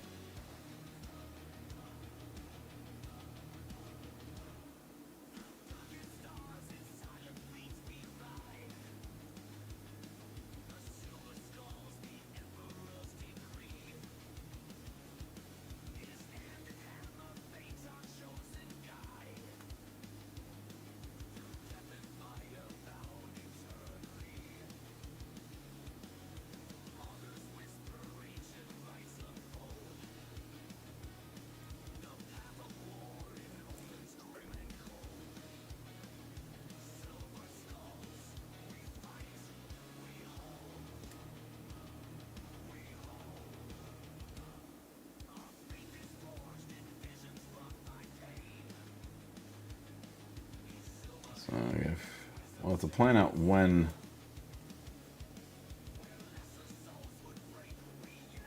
I'll have to wait to get to the 200 mark. And we'll figure out. We'll do the planning then for the long stream. Oh, that would be fun, hun. So I'm thinking I need to pay you to do some emotes.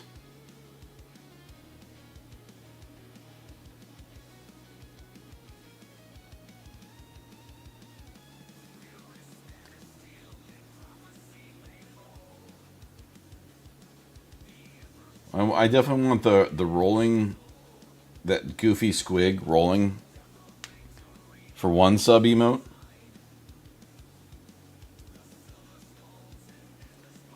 And then I think for another subscriber emote, we should be we'll see if we can get a squig and stretch it, and I'll do the long squig for the audio.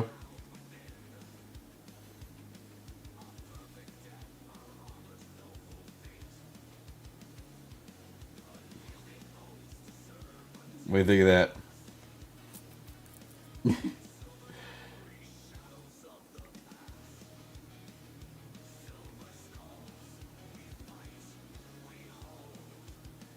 The question was, did you see the whole movie? Because you got to pay for IMAX to see the entire movie. It's like the first movie that is locked behind paywall.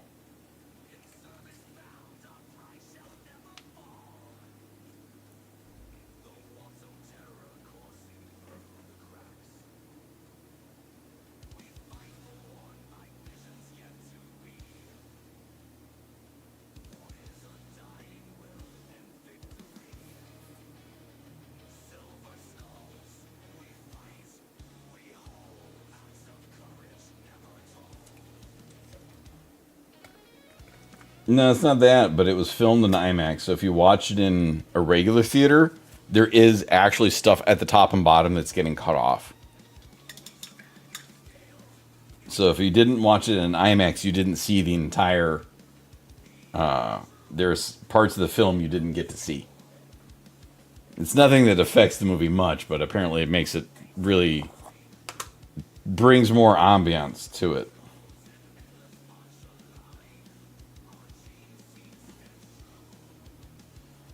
So that's what people are talking about. It's the first movie where it is truly locked behind a paywall.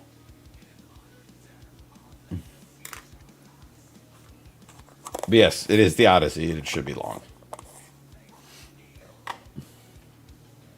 Oh yeah, in location, because not every place has IMAX.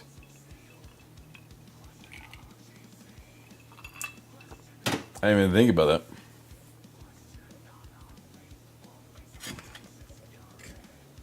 Alright, so got the trim on the swords done up.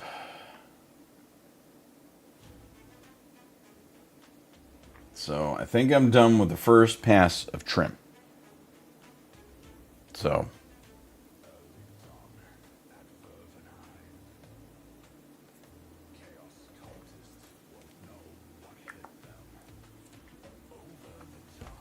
we're gonna set I don't know what this guy's name's gonna be.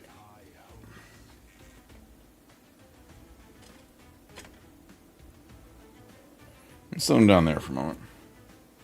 And then we're gonna grab some corn red.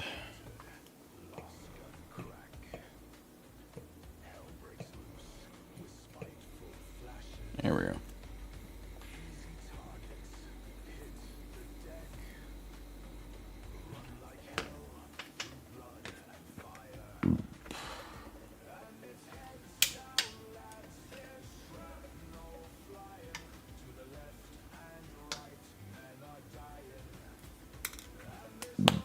Jeez.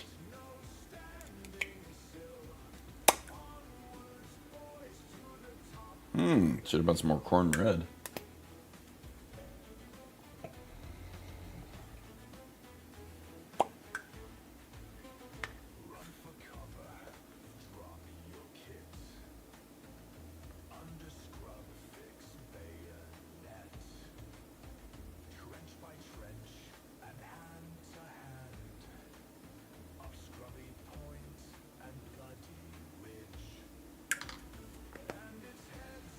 So we get some corn red out here.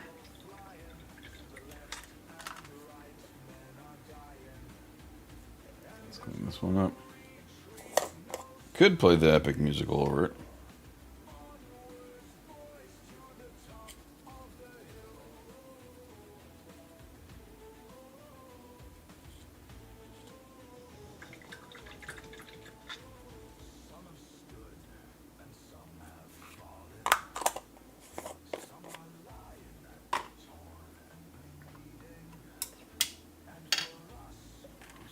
Okay, let's do some base colors on stuff that needs to be red.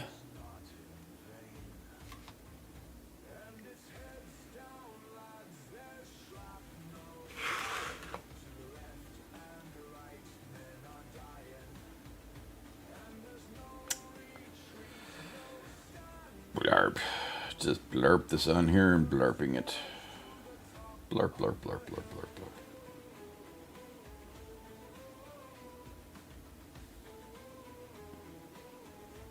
Blurp, blurp, blurp, blurp, blurp. Let the letters go red.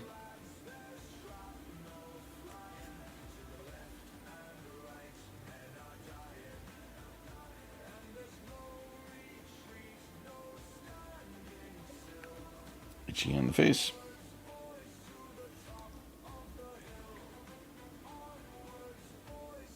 I need more corn red than what I pulled out to just realize that.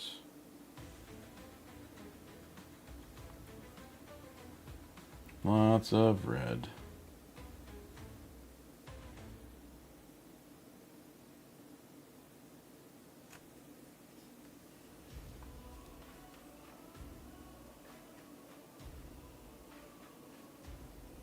Alright, so little housekeeping. If anybody here enjoys Slice of Life comics, a humorous Slice of Life comic about an orc and his pet squig, where we are all orc.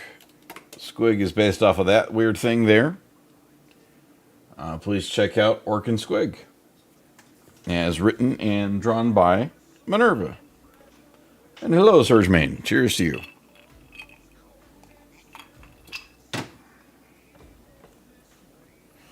I'm on the painting process of my Knight Lancer. This piece is called Let Us Test Your Faith, which is about the final stand of a battle sister. Play the Poor Hammer Horde mode. Afraid I don't know what the Poor Hammer Horde mode is. Tabletop Simulator?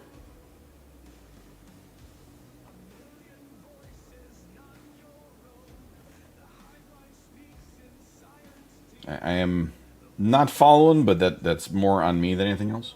So,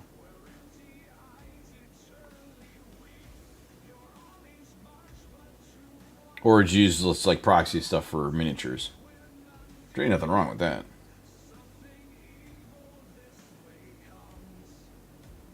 Where an air player spawns units every battle round.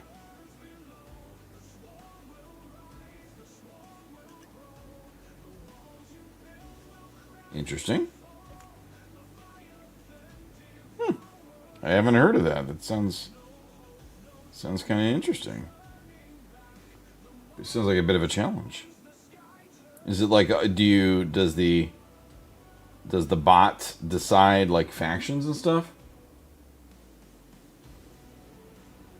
Or does it like determine in advance, like, you're all going to be playing against Tyranids, something like that?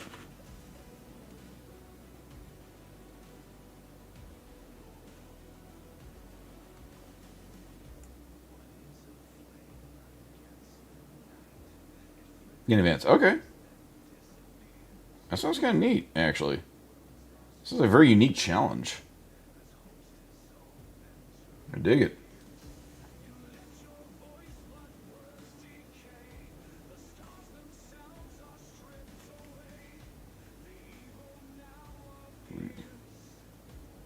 You played as orcs or against orcs? Because I can see orcs because orcs are a horde army.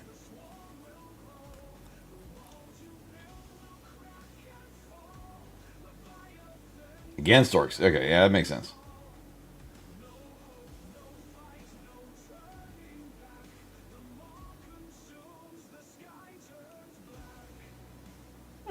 I'm gonna have to take a look at that after the stream.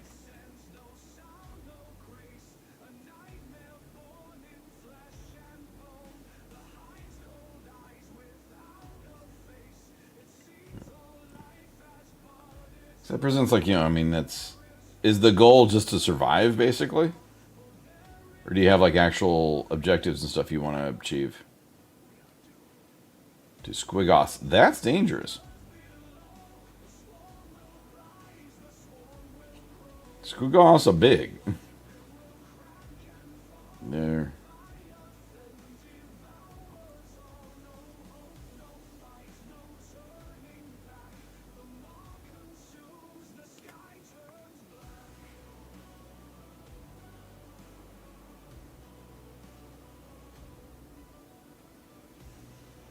Survive each player's the secret objective. I'm digging this. That sounds unique and a really neat way of playing. I like that.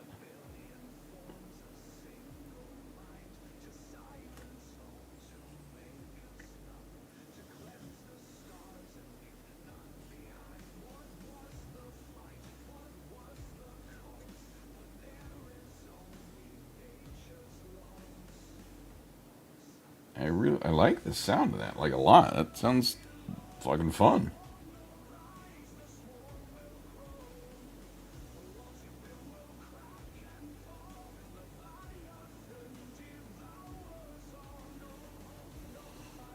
It's been upgraded throughout the game.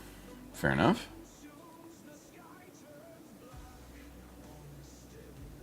Do you ever get like a resupply of units or something? Because I could see where you're going to be.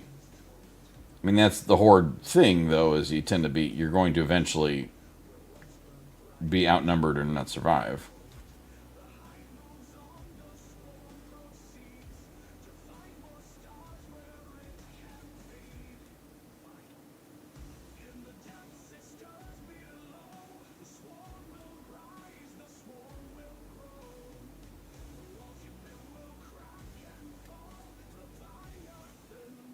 Okay.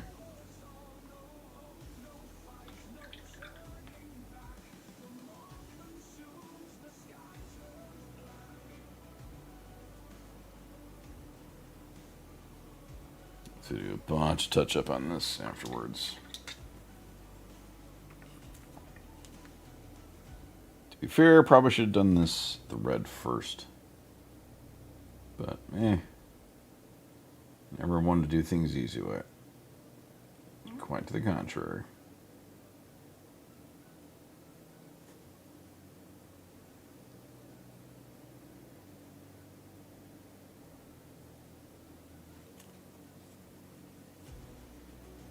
Spawns a rainy unit based on 2d6. Interesting.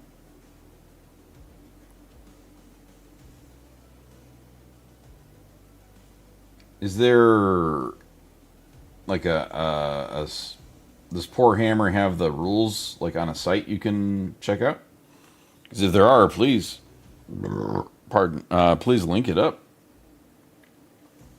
It sounds like a really unique, fun way of playing.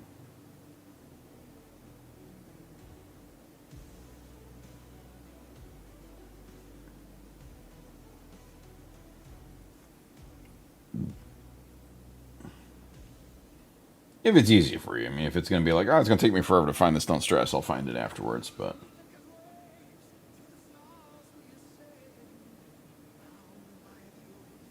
Might be on the app. Okay. No worries.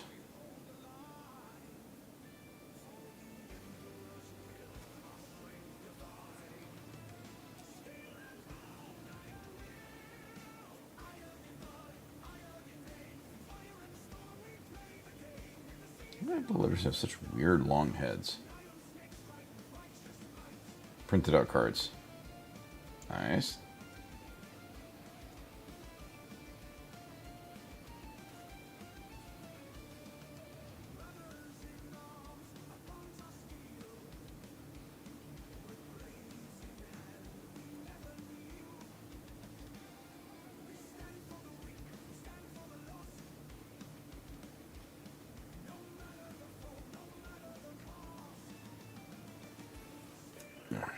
to do more cornbread.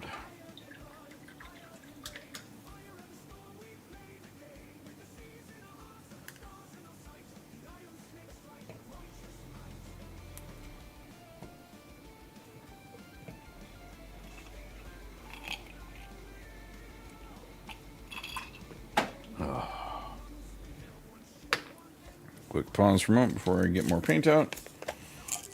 Keep working on these bloodletters.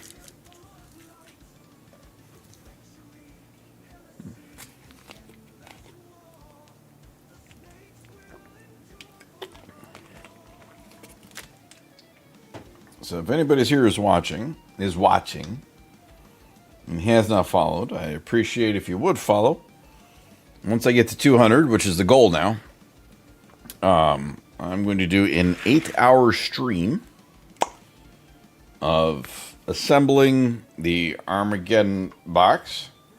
And at that point, I will have the Exodites box as well. And I'll assemble the Beast Snagaboys and the Exodites. So, if you're watching and you haven't followed, I'd appreciate it if you did give me a follow, because I'm only 4 away. We realized it recently. Because one of my other followers, CDs, who's a great person, did a monstrous stream, like 16 hours, I think he said. I'm old and don't have that fortitude anymore. Doing a kill rig from start to finish, because he got to a follower goal, which is pretty awesome. So, inspired by him, I'm going to do a monstrous assembly, potentially painting stream at 200. Once I get to 200. Which is close. So, if you want to follow along with the craziness of this build and all the other craziness I do, which is lots of custom kit bashing and stuff, I post daily on Blue Skies at the Producer's Hunt. And I have a hobby streak going where I'm at 119 days today. Which I am quite proud of, actually. I think I did pretty good with that. Oh, wifey, can you go outside?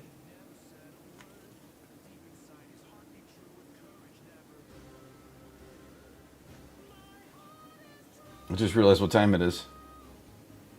Should look really nice out there.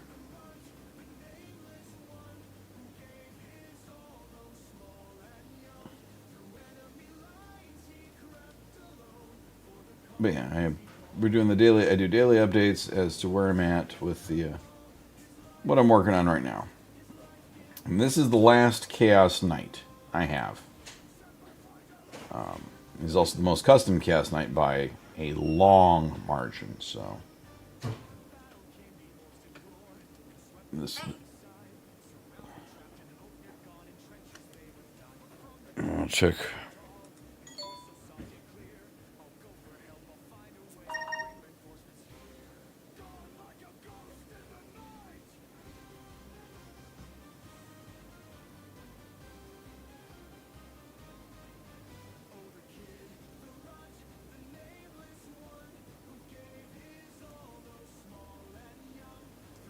So yeah.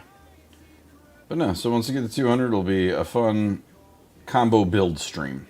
Because I haven't picked it up yet, but I have secured my Exodites for the Lizard and Clown army. Right. They might get custom. We'll see.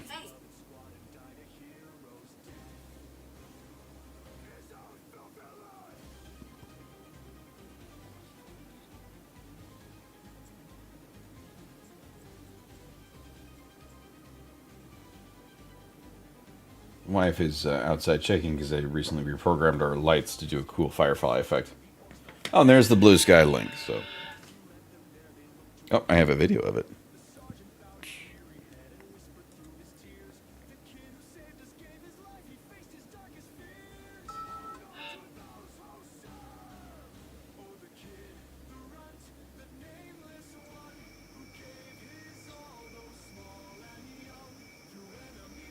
Nice. Yeah, there's the Blue Sky link. If you want to follow along with the craziness outside of Twitch. But as you can, you don't have to. Anyway, so we got the bloodletters here. We did the stuff. I have to touch up some green stuff, but that's easy. That's the way I like to work on my models. I do a first coat, and then I clean it up a bit, and then I'll start going into doing additional like bases. Like I did the base coat on these bloodletters. I did pick up a new contrast, which I'm going to try.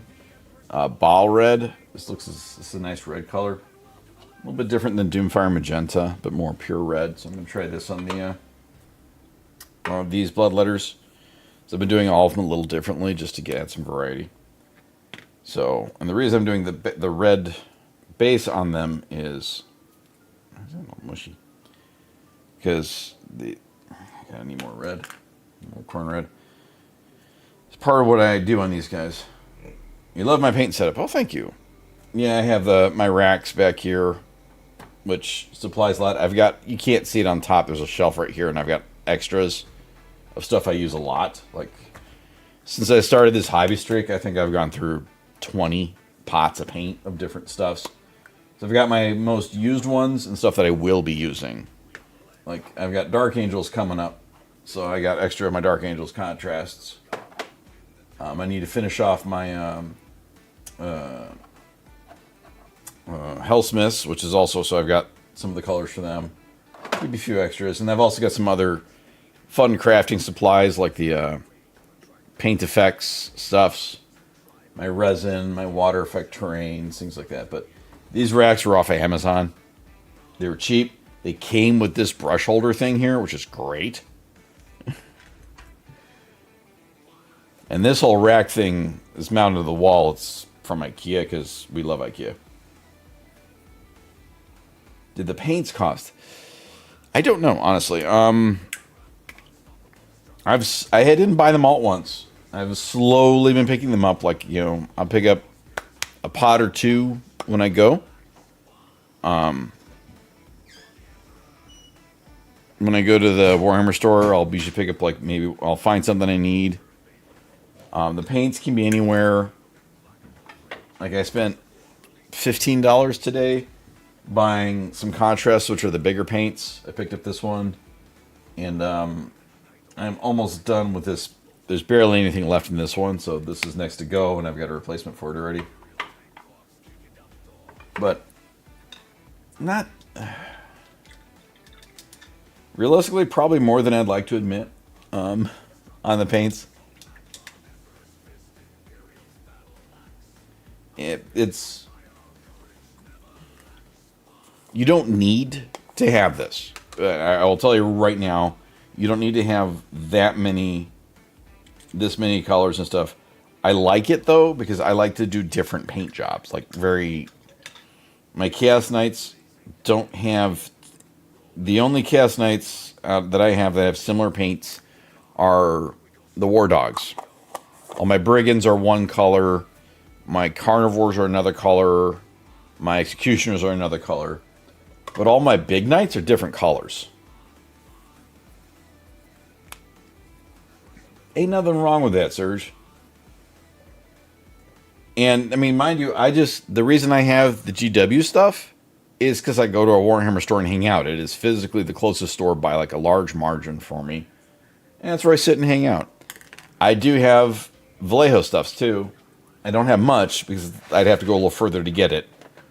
But, like, I picked up this set, which is great. This has this green. This armor is this green, which is great, this color. I'm not a loyalist to any specific shade. For dyeing, my resin dyeing, I'm using an Army Painter just because it had the best color that I liked. So, it ain't nothing wrong with all your stuff being a shade of green. I like just doing crazy shit. My Chaos Doors are a whole different color scheme. My Dark Angels are probably the only one that are a traditional color because Dark Angels and I want them to look Dark Angel-y. My Tyranids are all sorts of crazy colors. You can kind of see this little Termagant chilling over here. That's the general paint scheme for my Tyranids. So, That's just me. I like doing all kinds of random shit for that.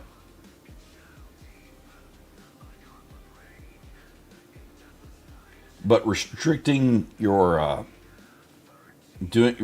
color choice to like a limited palette can make you really creative. Really helps bring out the creativity. That was they did that on the Miniature Masters show, not this recent episode, but the one before it was a limited palette. And I mean, all those people on there are fucking top tier painters. But the limited palette really made some amazing stuff.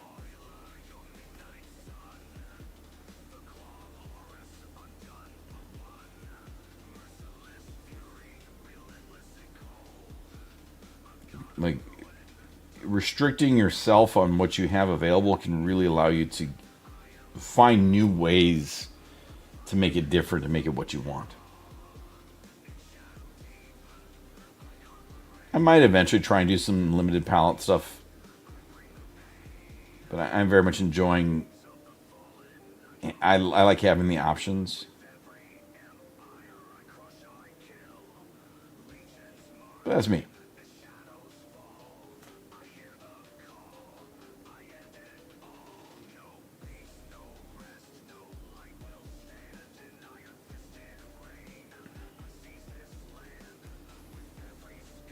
But then honestly, like the Chaos Knights have been the army that I've been really trying to expand.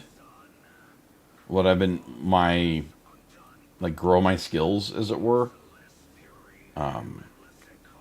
They're really one of the first armies where I started to think of the composition of the kit bashing.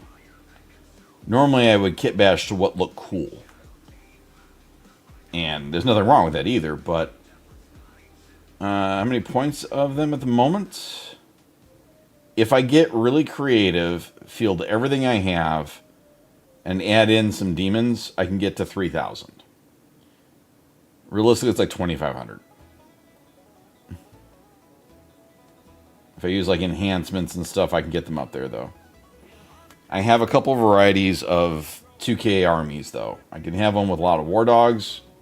Once I finish this Lancer here, then I could do the 5 Big Knight army for 2K. Where I have, because I have 5 Big Knights, I'll have a Tyrant, he's chilling over there. I have the Rampager, 1 Abominant, 1 Despoiler, and then the Lancer. But I have 8 War Dogs, because I was able to secure the... I can't remember from what edition it was. I think it was 8th. It might have been 9th. There was the Chaos Knight Battalion Hound Pack Lance Battle Force. They had 7 War Dogs in it. I was able to get that at a good deal because I keep seeing them on eBay for like way the hell overpriced because it's out of print as such. But I was able to find one unbuilt at a really good deal. So that's where I had the War Dog.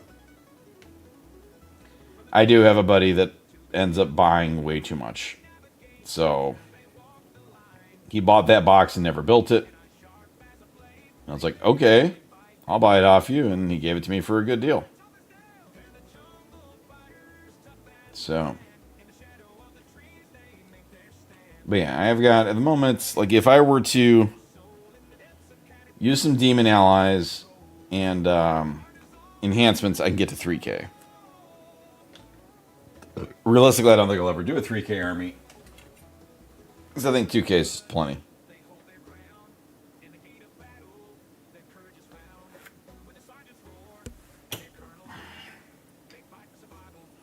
But anyway, so with the Chaos Knights, they're the first army that I really started to think about the story of the kit bashing. Like I kit bashed a bunch of my Chaos Dwarves, and they look good. Don't get me wrong, I like my kit bashing. I think they look really good. But there's no story. I just did it because it looks cool. Get away, bug. But the... Oh, wait, bug. Got you. You dead now. Well, like an example is the Rampager, right there. That one I wanted him to... He just took down a Wraith Knight. He dismembered and destroyed a Wraith Knight. Hence, when I planned it out, I planned out the base to have the Wraith Knight blade where it was stepping on it. The ins and outs and the details I didn't have 100% until I was doing it, but that one I had secured. I had a friend who has a resin printer print out extra leg joints, because if you notice it looks a little taller, it's because it is. There's an extra leg joint in there. The leg joint that actually has the armor plate on it is extra. So it made it taller, but then that also allowed me to modify its hip a bit and where the top connects to the waist. So I trimmed the front of that down to give it this kind of lean forward. And I wanted it to have this like loping feeling where it just took out...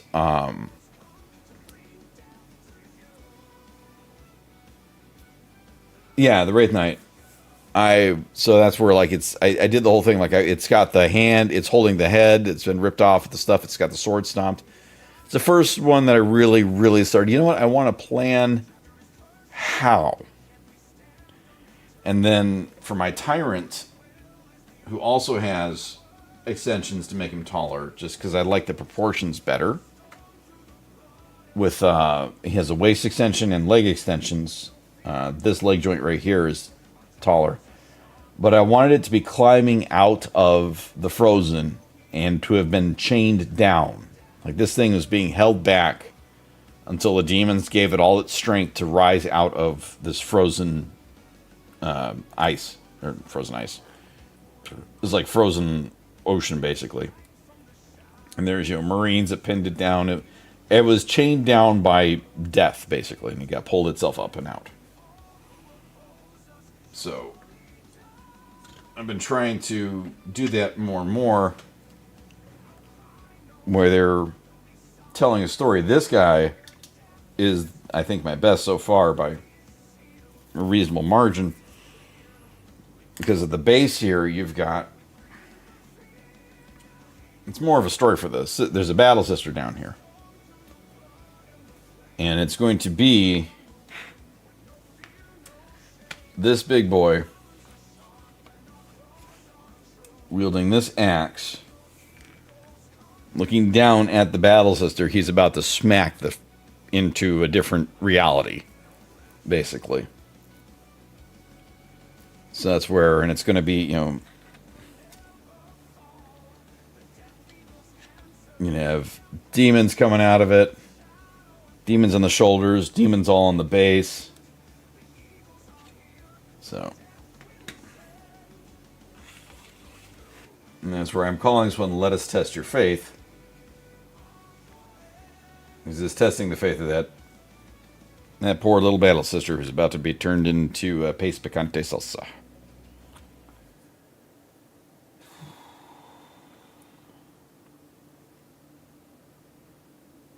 See, that's where...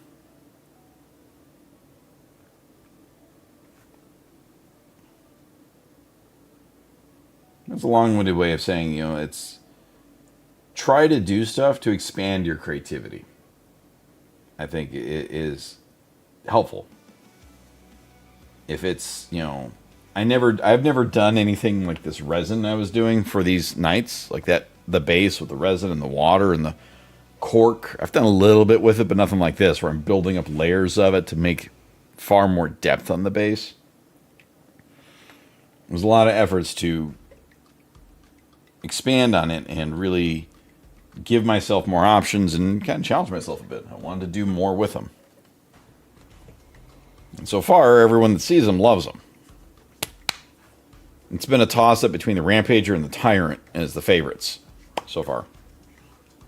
The people do like Snackers, too. Snackers is my war dog that's eating a Marine. He's happy. He has a snack. He brought.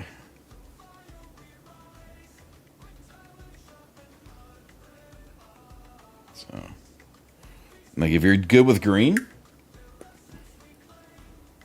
I say, challenge yourself on that. Maybe restrict your paint colors to be the green, greens. See what you can do with just different shades of it. It'll help expand your creativity.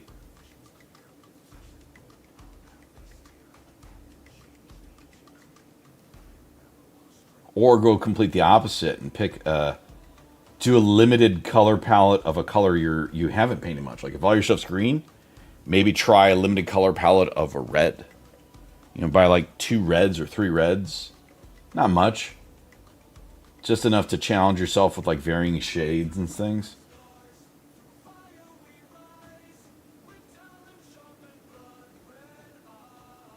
And like I'm using more contrasts than even regular paints lately. I like the flow of the contrast and the fact that it gives you what's underneath to shine through a bit. And inks and fun things.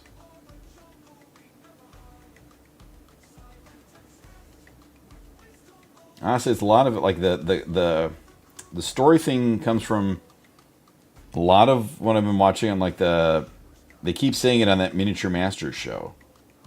The drama's a bit manufactured because, they got to do something silly. But the guy that wins, one of the judges, I cannot remember his name because I have a name issue in my head, has won so many fucking Golden Demons. I guess it's like 28. And he's got multiple Slayer Sword victories. The guy is just brilliant. But he always says he wants to see something telling a story. Fell asleep again. I think you just need to go to bed, Dogger Lord. I do have that effect. You can ask my kid. I put her to sleep. The new ones, Surge Master? But yeah, Dogger Lord, I do put my kid to sleep. Like, if we're on a road trip, I'll talk to the wife, and the kid's out in like 5 minutes. She's like...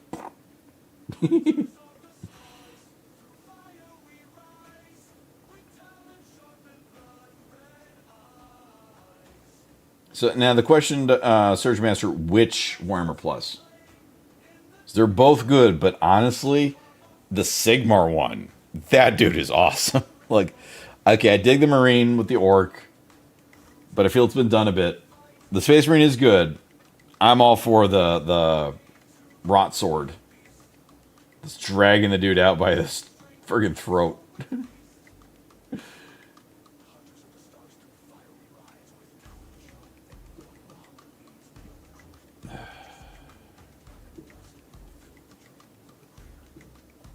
I would be young and able to do that. Oh, that Sigmar want to make a great Death Guard. Oh, he'd be awesome. He just like strap some guns to his back.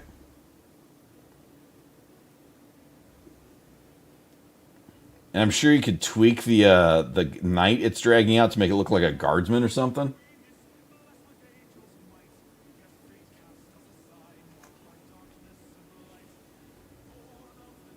And I'm happy we're going to get both. I have Infinity's Lament behind me because I think that one's just brilliant in its own. See, that model itself tells a story. From the prior Warhammer Plus model.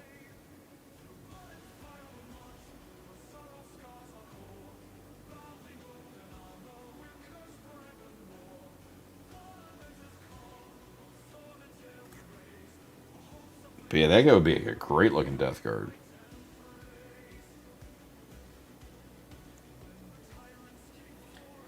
If you could do it, Doggo Lord, that's awesome. I am far too old and unable to handle that kind of stuff anymore.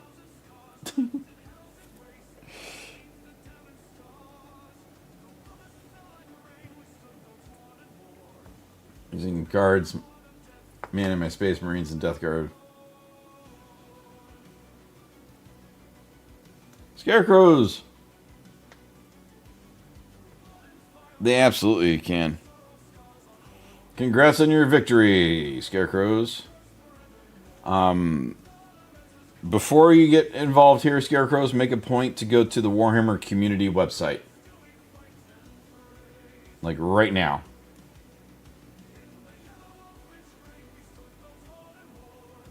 And once you're on the Warhammer community site, go to what's going to be the pre-orders for next week and scroll to the bottom of the list. It's going to start off with the old world stuff for Chaos Warriors.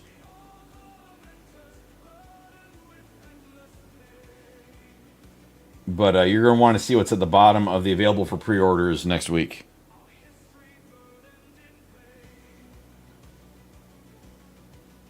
I think that's part of the reason Guard are one of the most popular armies, is that their stuff is generally the most relatable. Space Marines are badass, but you're not going to encounter, psychotically armored super soldiers in the world.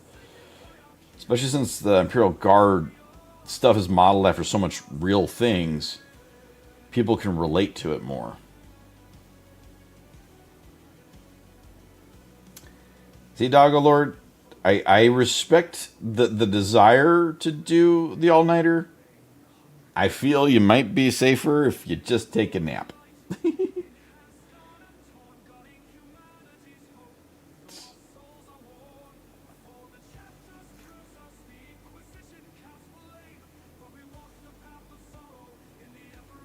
I respect the desire. Ugh. But, oh, goodness. Might be worthwhile just to crash.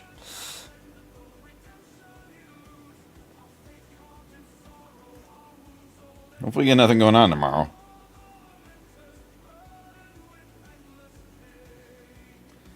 On the Warhammer community site, go to like the pre-orders available for next week.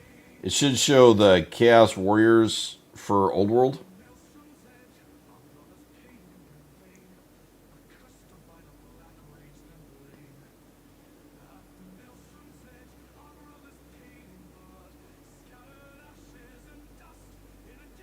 If you give me a moment, I can link it real quick. Just let me finish what's on this brush.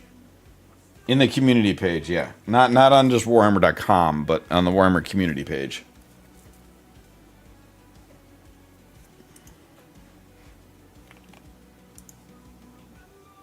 It should be the first thing. Here we go. Let's just do this. Boop.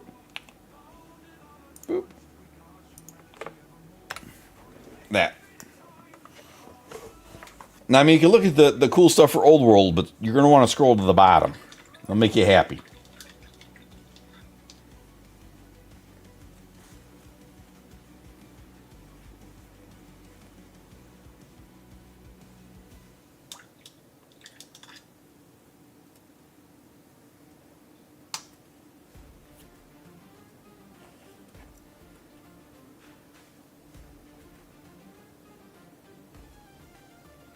We'll know when he finds it.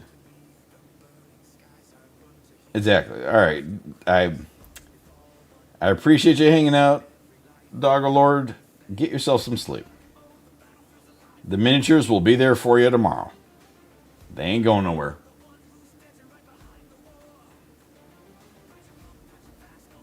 Yeah, not on the floor. That ends up with back issues. Been there, done that.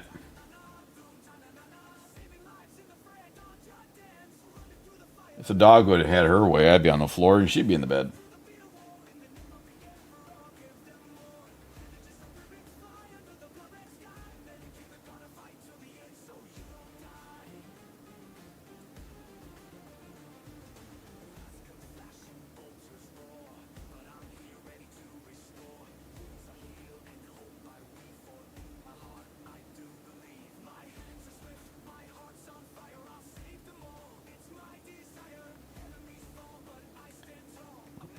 We'll give it a moment. Scarecrows will find what I'm wanting him to see.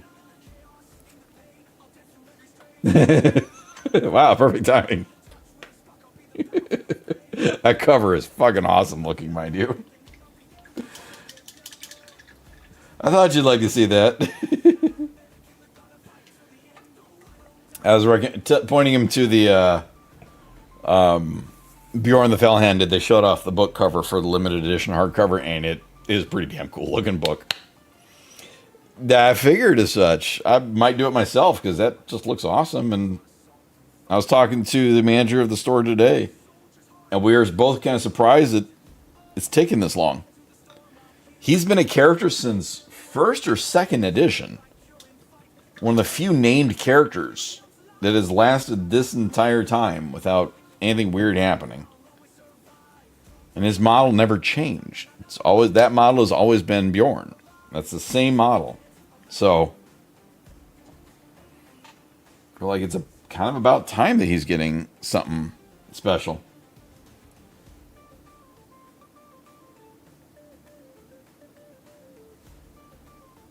I think for the longest time he was the there's rumors of that. I've also heard rumors that he's going to die.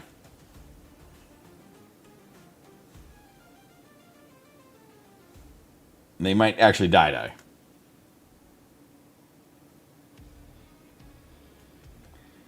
And that's probably the reason they're thinking he might die is that he dies to get Leman Russ.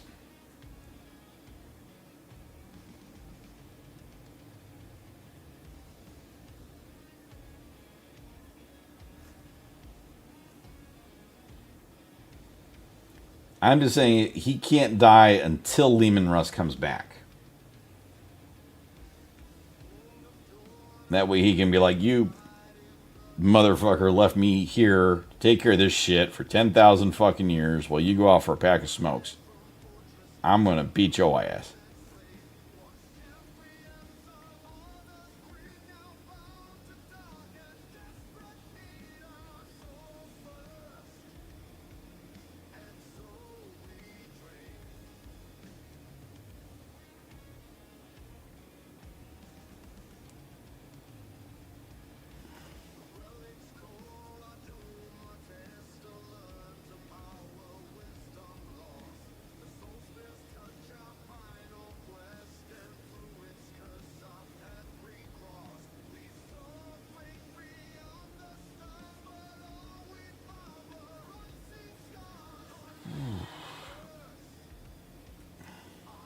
Oh, you didn't.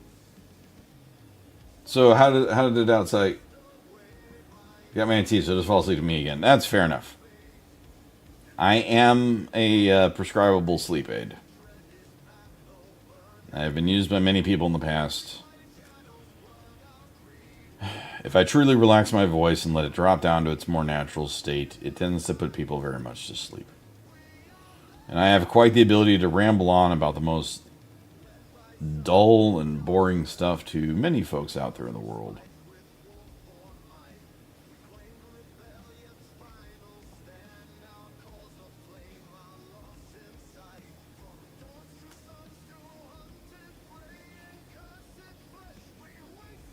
I am confident Leman Russ is going to come back. Only because Primarchs sell. Primarch models sell like hotcakes. And from what we were hearing was that they were supposed to do Leman Russ versus Fulgrim. You gotta find something for me to read out loud. Alright. But it's supposed to be Leman Russ versus Fulgrim, but then something came up, and that's why it got delayed, because in the Space Wolf Codex, there is specific items that mention the monster keyword. There is, I think it's, there's a couple stratagems that talk about they don't affect monsters. There are no Space Marines with the monster keyword except for Gilliman and the Lion. They don't need a new girly man. He's already had 2 models. He's fine. But the only... we don't need another Gilly Billy boy. The only Space Marine monsters are the Primarchs. So the question is, why then would the Space Wolf Codex reference... stratagems reference monsters? Because there's no reason for it unless there's going to be a Primarch. Even Logan Grimnar and his Chariot of Wolfy Nuttiness didn't have the monster keyword. It was mounted in the vehicle, but it wasn't a monster. So, I'm confident Lehman will come back. We just don't know when. It might be when they hit a sale. Like we need something to spark it. Spark this up or spark an interest again. Which, or maybe they're saving it for something. There might be a bit of story coming up because the Space Wolves are on Armageddon. So it would be kind of neat to have, Chaos comes in or something and gets involved with the orcs and all the craziness that's going on, and the wolves have to fight him off. And then you can have, Bjorn gets into a fight and gets pure raged out until he finally fucking loses it, and that's what gets Lehman to come back. Who knows, something like that. What was for dinner, Eli?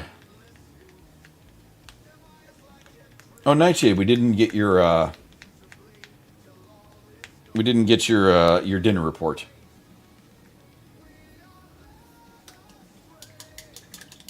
Who's dead? Lehman's not dead. He just went for milk and cigarettes 10,000 years ago. That corner store is far away.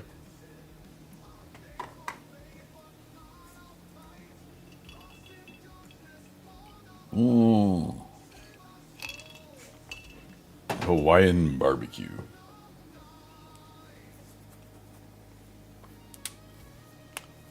Dinner was a delicious leftover buffalo chicken mac and cheese with linguine.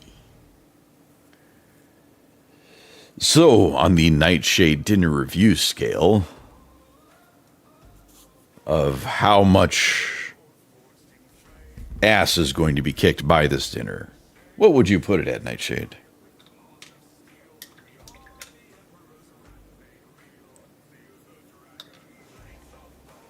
Water's kind of neat.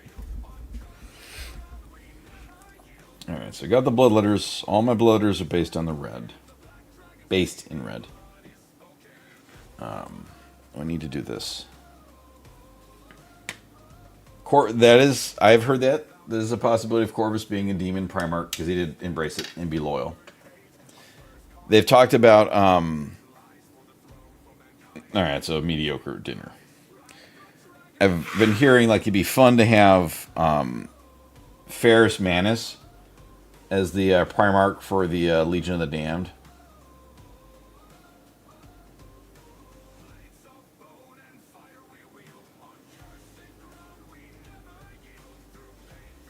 I think that'd be a fun one. And if they were to do a kill team with Legion of the Damned, I'd pick up those models just because I think that's gonna be fun.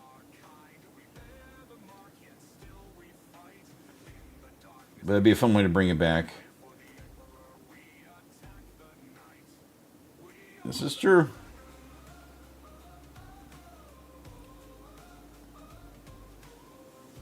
Except Vulcan. I don't think Vulcan, because he was a perpetual before the Emperor tweaked him.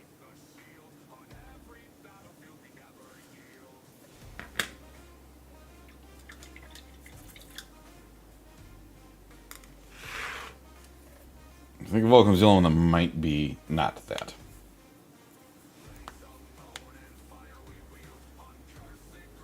Then they execute the Iron Hands. Whoa. Alright, so we got all my reds. I've got their first layers on. I got the trims. First round of trimmery. Trim, true. I don't know where I'm going with that one.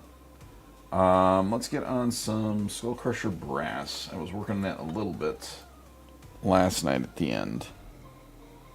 So we're going to get onto that.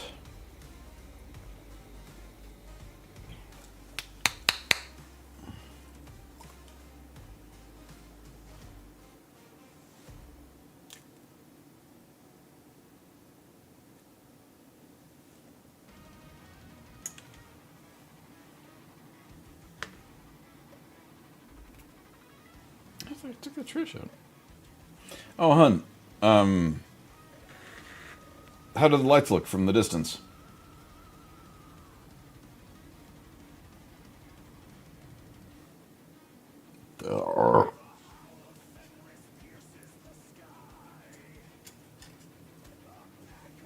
I saw the vid of that you took close by. Okay.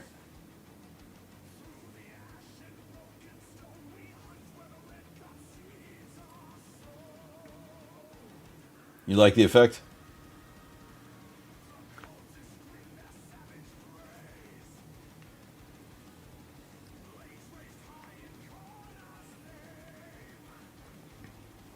It looked neat when I was working on it. I got distracted by animal control doing a patrol. Okay.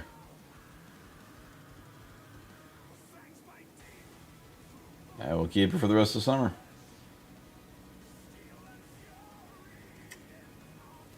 Oranges and reds for the falls. You got it. We have lights. We have a light system around the outside of the house. And I program them up to do fun patterns and things. So we like our house. We get people randomly stopping just to check out the front yard, which is delightful. The garden is doing very well.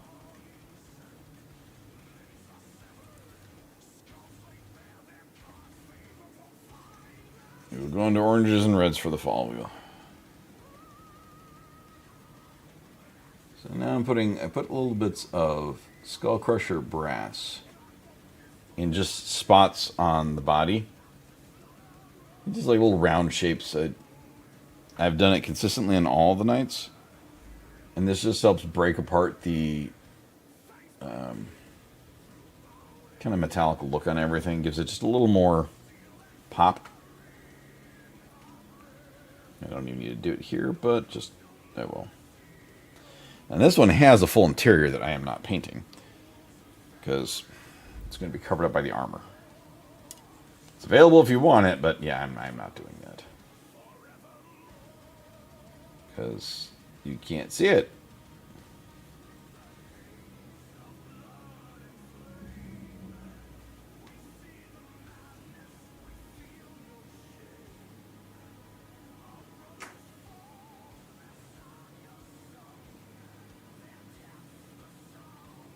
I wonder what time I have the... I can't remember if I said it's 10 o'clock or 10:30 to shut off. I think I said the 10:30.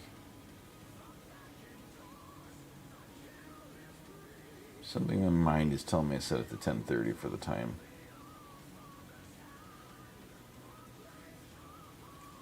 I'll check that in a bit.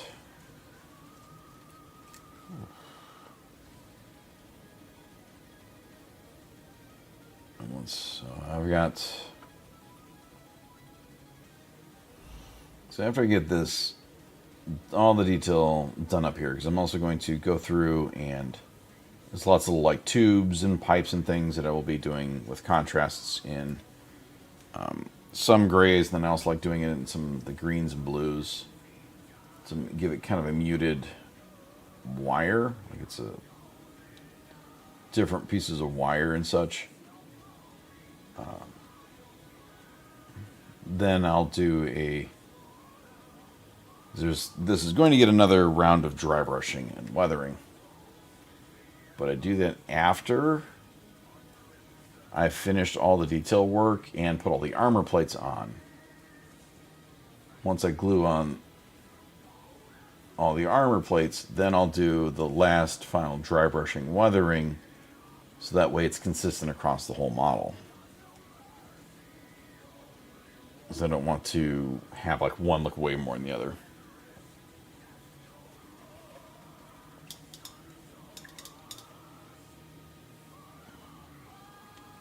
They can be a Paw Patrol.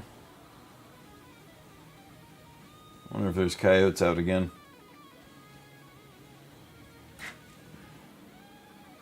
I just realized I never actually filled that hole in that deep manufacturing defect on this guy.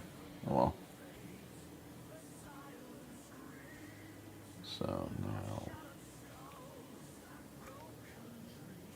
I think I need to go in there with a contrast on those.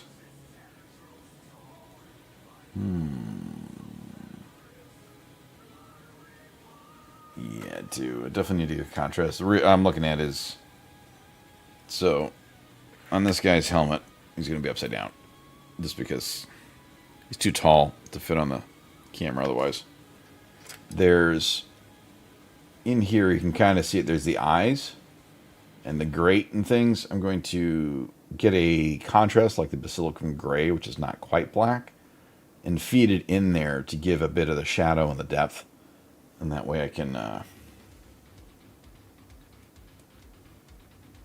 make it pop, make the eyes stand a bit more. Those eyes are, I'm going to hate doing it, but I need to do them. I've done it on the rest of them. So the reason I'm not going to do it, I'm not going to quit now. These guys are good looking. So normally I contrast with a larger brush, not for this. I'm going to be doing this with a smaller brush, but I definitely got to mix. Make sure you mix up. Basilicum Gray has the pigment, likes to settle. So.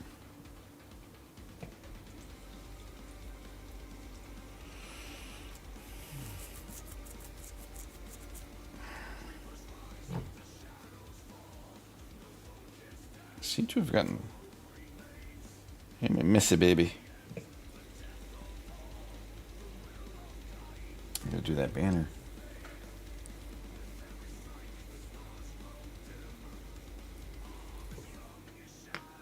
Just realized I need to put a coat of gray on that banner real fast, which will be quick. Because I still have the gray on the palette.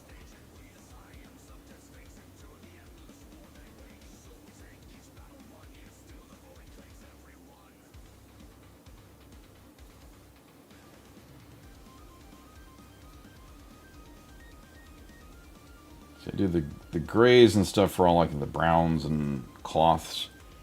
And these guys, because what I'll do is then I'll dry brush it with a white to bring up the edges, and then hit it with a snakebite leather contrast or a what's the other one I've been using?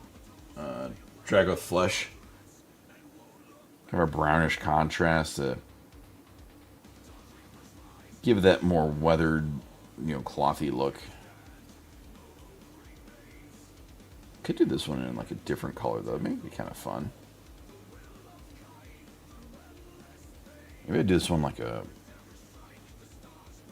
Ooh, I'll have to play this. Maybe I'll do the cloth in like a blue. Because I've also got the cloth here.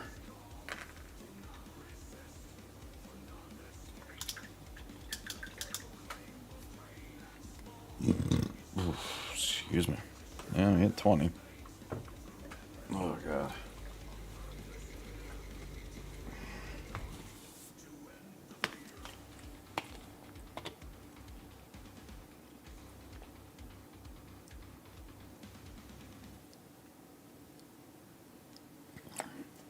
Oh, yeah.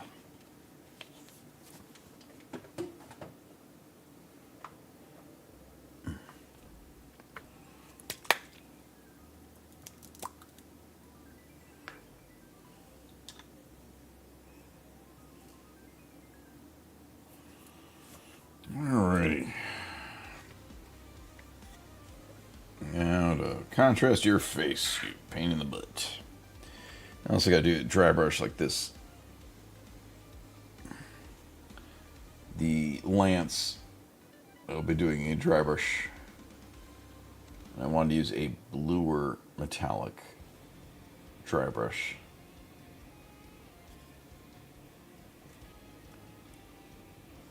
Yeah, it's gonna paint the butt.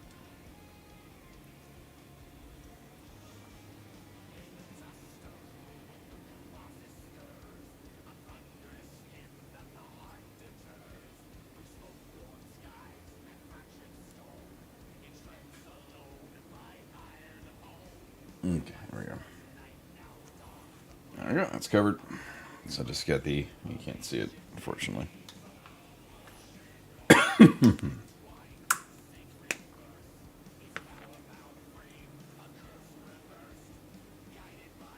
Focus. Yeah, it's just getting it in there. So now the shadows and stuff will be darker. See what I have it. I did not look at it in detail. I will do it now. It's a good time as any. Wait.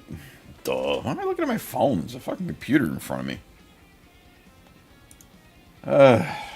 Thinking about being a barely sentient carrot.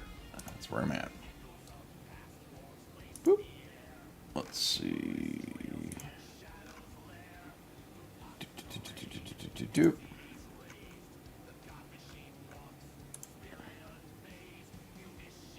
Oh, I see it in the back there. It's hard to see in the picture, but I see it there.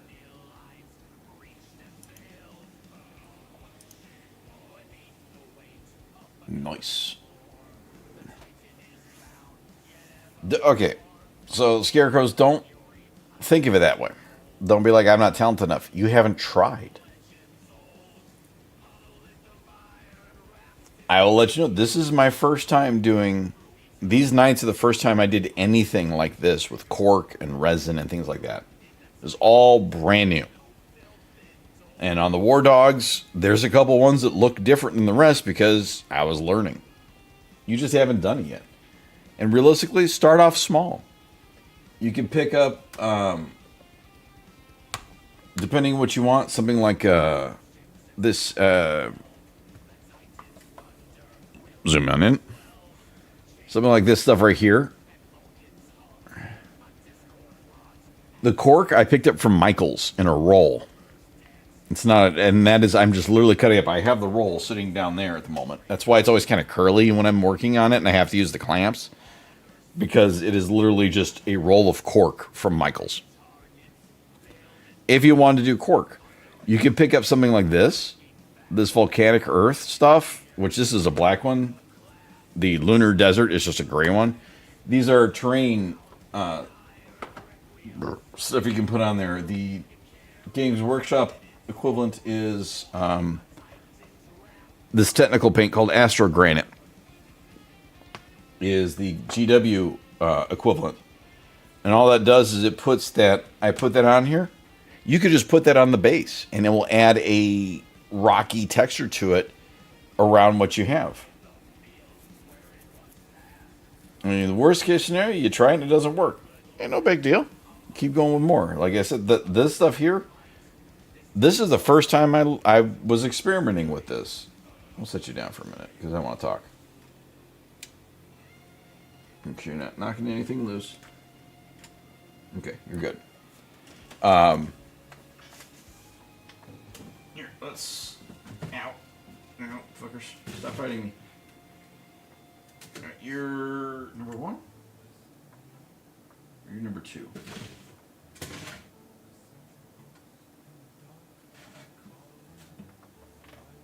Okay. Ordox. We'll even get snackers out for the final example. So, I can't pull the cork up because it's a little bit buried at the moment, but it's literally just a roll of cork, and I just peel it off and just rip it apart as you need. But anyway, so you were the first one. So this is my first attempt at doing a base like this. So, come on, focus, please. What are we focusing on here? Come on, camera. What are you doing to me? Thank you. Okay. So this one, I put the cork down. And I just put the cork down, didn't think anything of it, primered it, and went from there. I did the resin. I had done some research onto resin. I'm like, oh, I get this 2-part stuff. I just wrap it around it. It's perfect. You can kind of see where there's like little holes in the resin back here and things. What happened was the cork, because it wasn't sealed, it soaked up the resin. And I went, that's fucking new. I'm like, all right, I need to change that. First attempt. Number 2 was this one. This time I did the cork I coated it in Elmer's glue because it's waterproof. It's waterproof pretty much. It did a great job. It didn't allow the cork to soak up the resin. I didn't seal the tape well enough, and the resin leaked out. Hence why this resin is low on that one. Round 3, combination now. I took finally, I did the cork, sealed it, and then sealed the edges well enough that it didn't leak. And I got the basic result I wanted, which is where the ice is up to the level of this, up to the rock. And they're Snackers for his little cameo. He's munching. But it's always a learning process. After this one, this is also the first one where I realized I started doing black around the edges of the cork where it sits. On these edges here. All these edges here I will paint black because it adds a little kind of a shadow to it. I'm like, oh, that looks a bit better. The first Brigand is the first one I did with this stuff in it. This diorama effects on the bottom. One, it adds another layer of something that can absorb, or that can prevent the resin from getting soaked in by any parts of the cork I may have missed. But then also added a nice color dynamic thing to it. It's always an evolving process and like learning. Like I said, screwed up a handful of these. It took until probably the 4th or 5th one of these for me to go, okay, hey, I finally got it down to a process I like. Putting them back in their box. So don't think that like, oh, you can't do it if you haven't even tried it.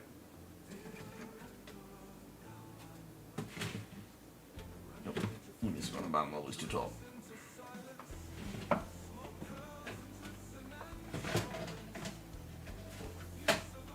Fortunately, these guys have to go in these cases specific ways because of their height.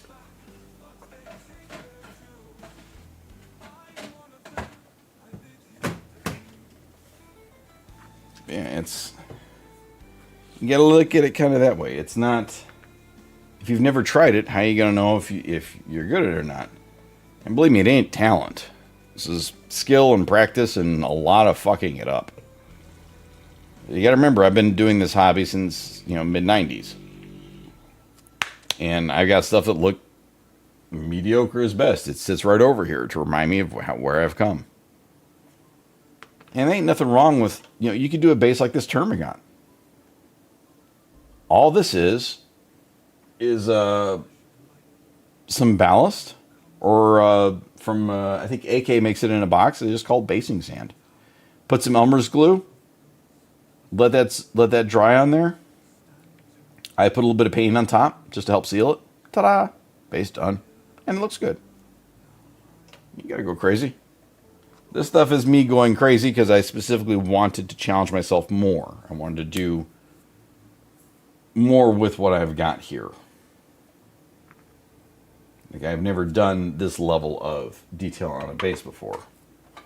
I've never put this much effort into these guys before like this. So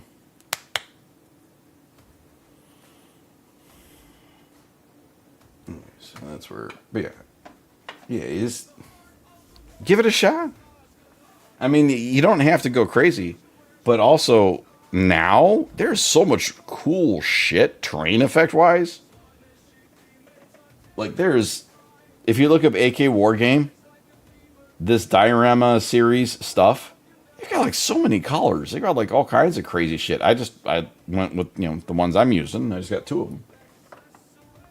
But there's so many stuff like this stuff here. This diorama FX stuff.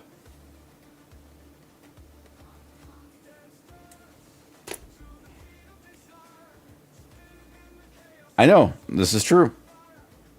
I was not a fan of painting it before assembly. Now I'm absolutely painting it before assembly because the models have gotten so fucking detailed that it's impossible to paint in certain crevices. I have not used the Soul Blight much. I will be using it on this Battle Sister right here. There, I'm absolutely going to be using Soul Blight. gray. I can remember what the second word was on this one here. I'm going to be doing a bunch of stuff up with it. I want to keep her in a whitish armor with kind of unique trim.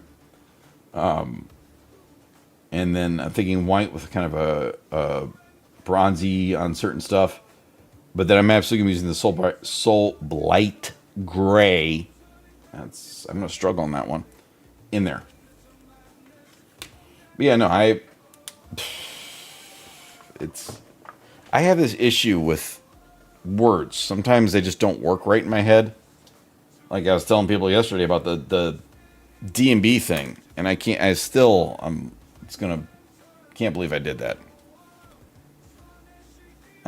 We were looking up the D&B number for a business, and someone didn't know what it was, and I was explaining it to them, and then I said it to my boss, and he looked at me kind of strange, and I realized I said Dooney and Burke, not what D&B actually means, which is Dun and Bradstreet.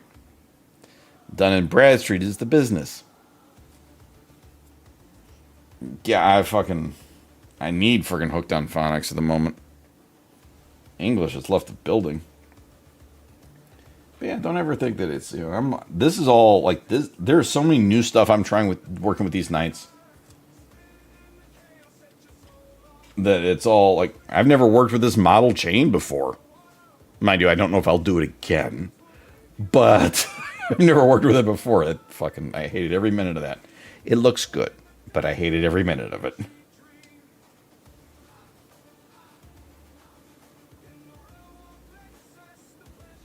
Oh yeah, Fuddruckers. That was a nationwide chain.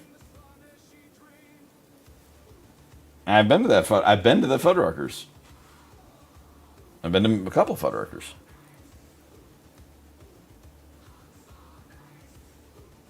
They were nationwide chains. I remember going to it in California.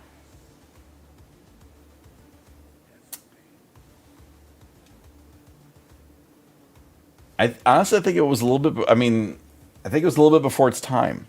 There's so many places now like that. Like you've got those pizza joints where it's like done up like that.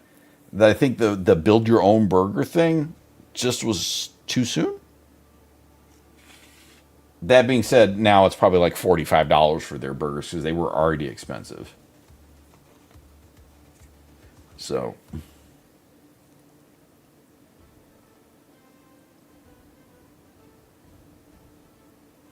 Rudfuckers. Hey.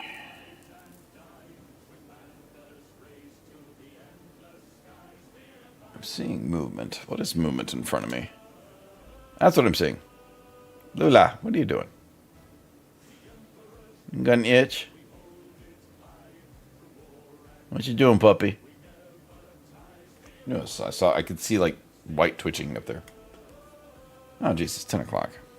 No, so I'm not going to start. I was going to start dry brushing. No, I'm not. So we're going to put Mr. Big Knight to bed. All right, Mr. Big Knight, you're going to sit on this. With this supporting the weapon. How did I have that? Okay, first you gotta make sure you're... Okay, that's where you want to be.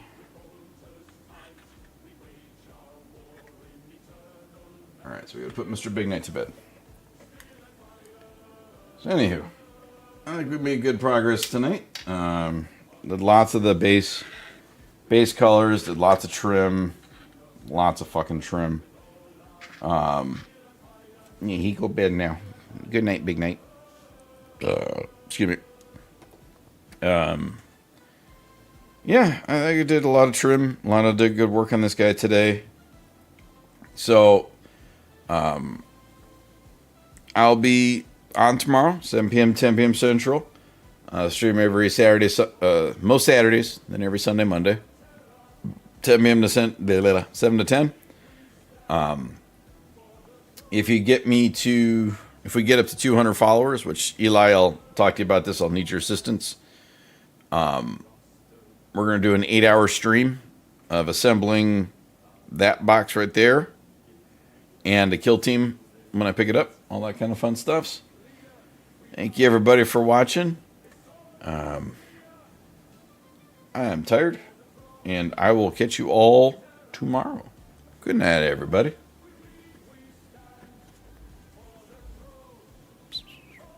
Button, button, button.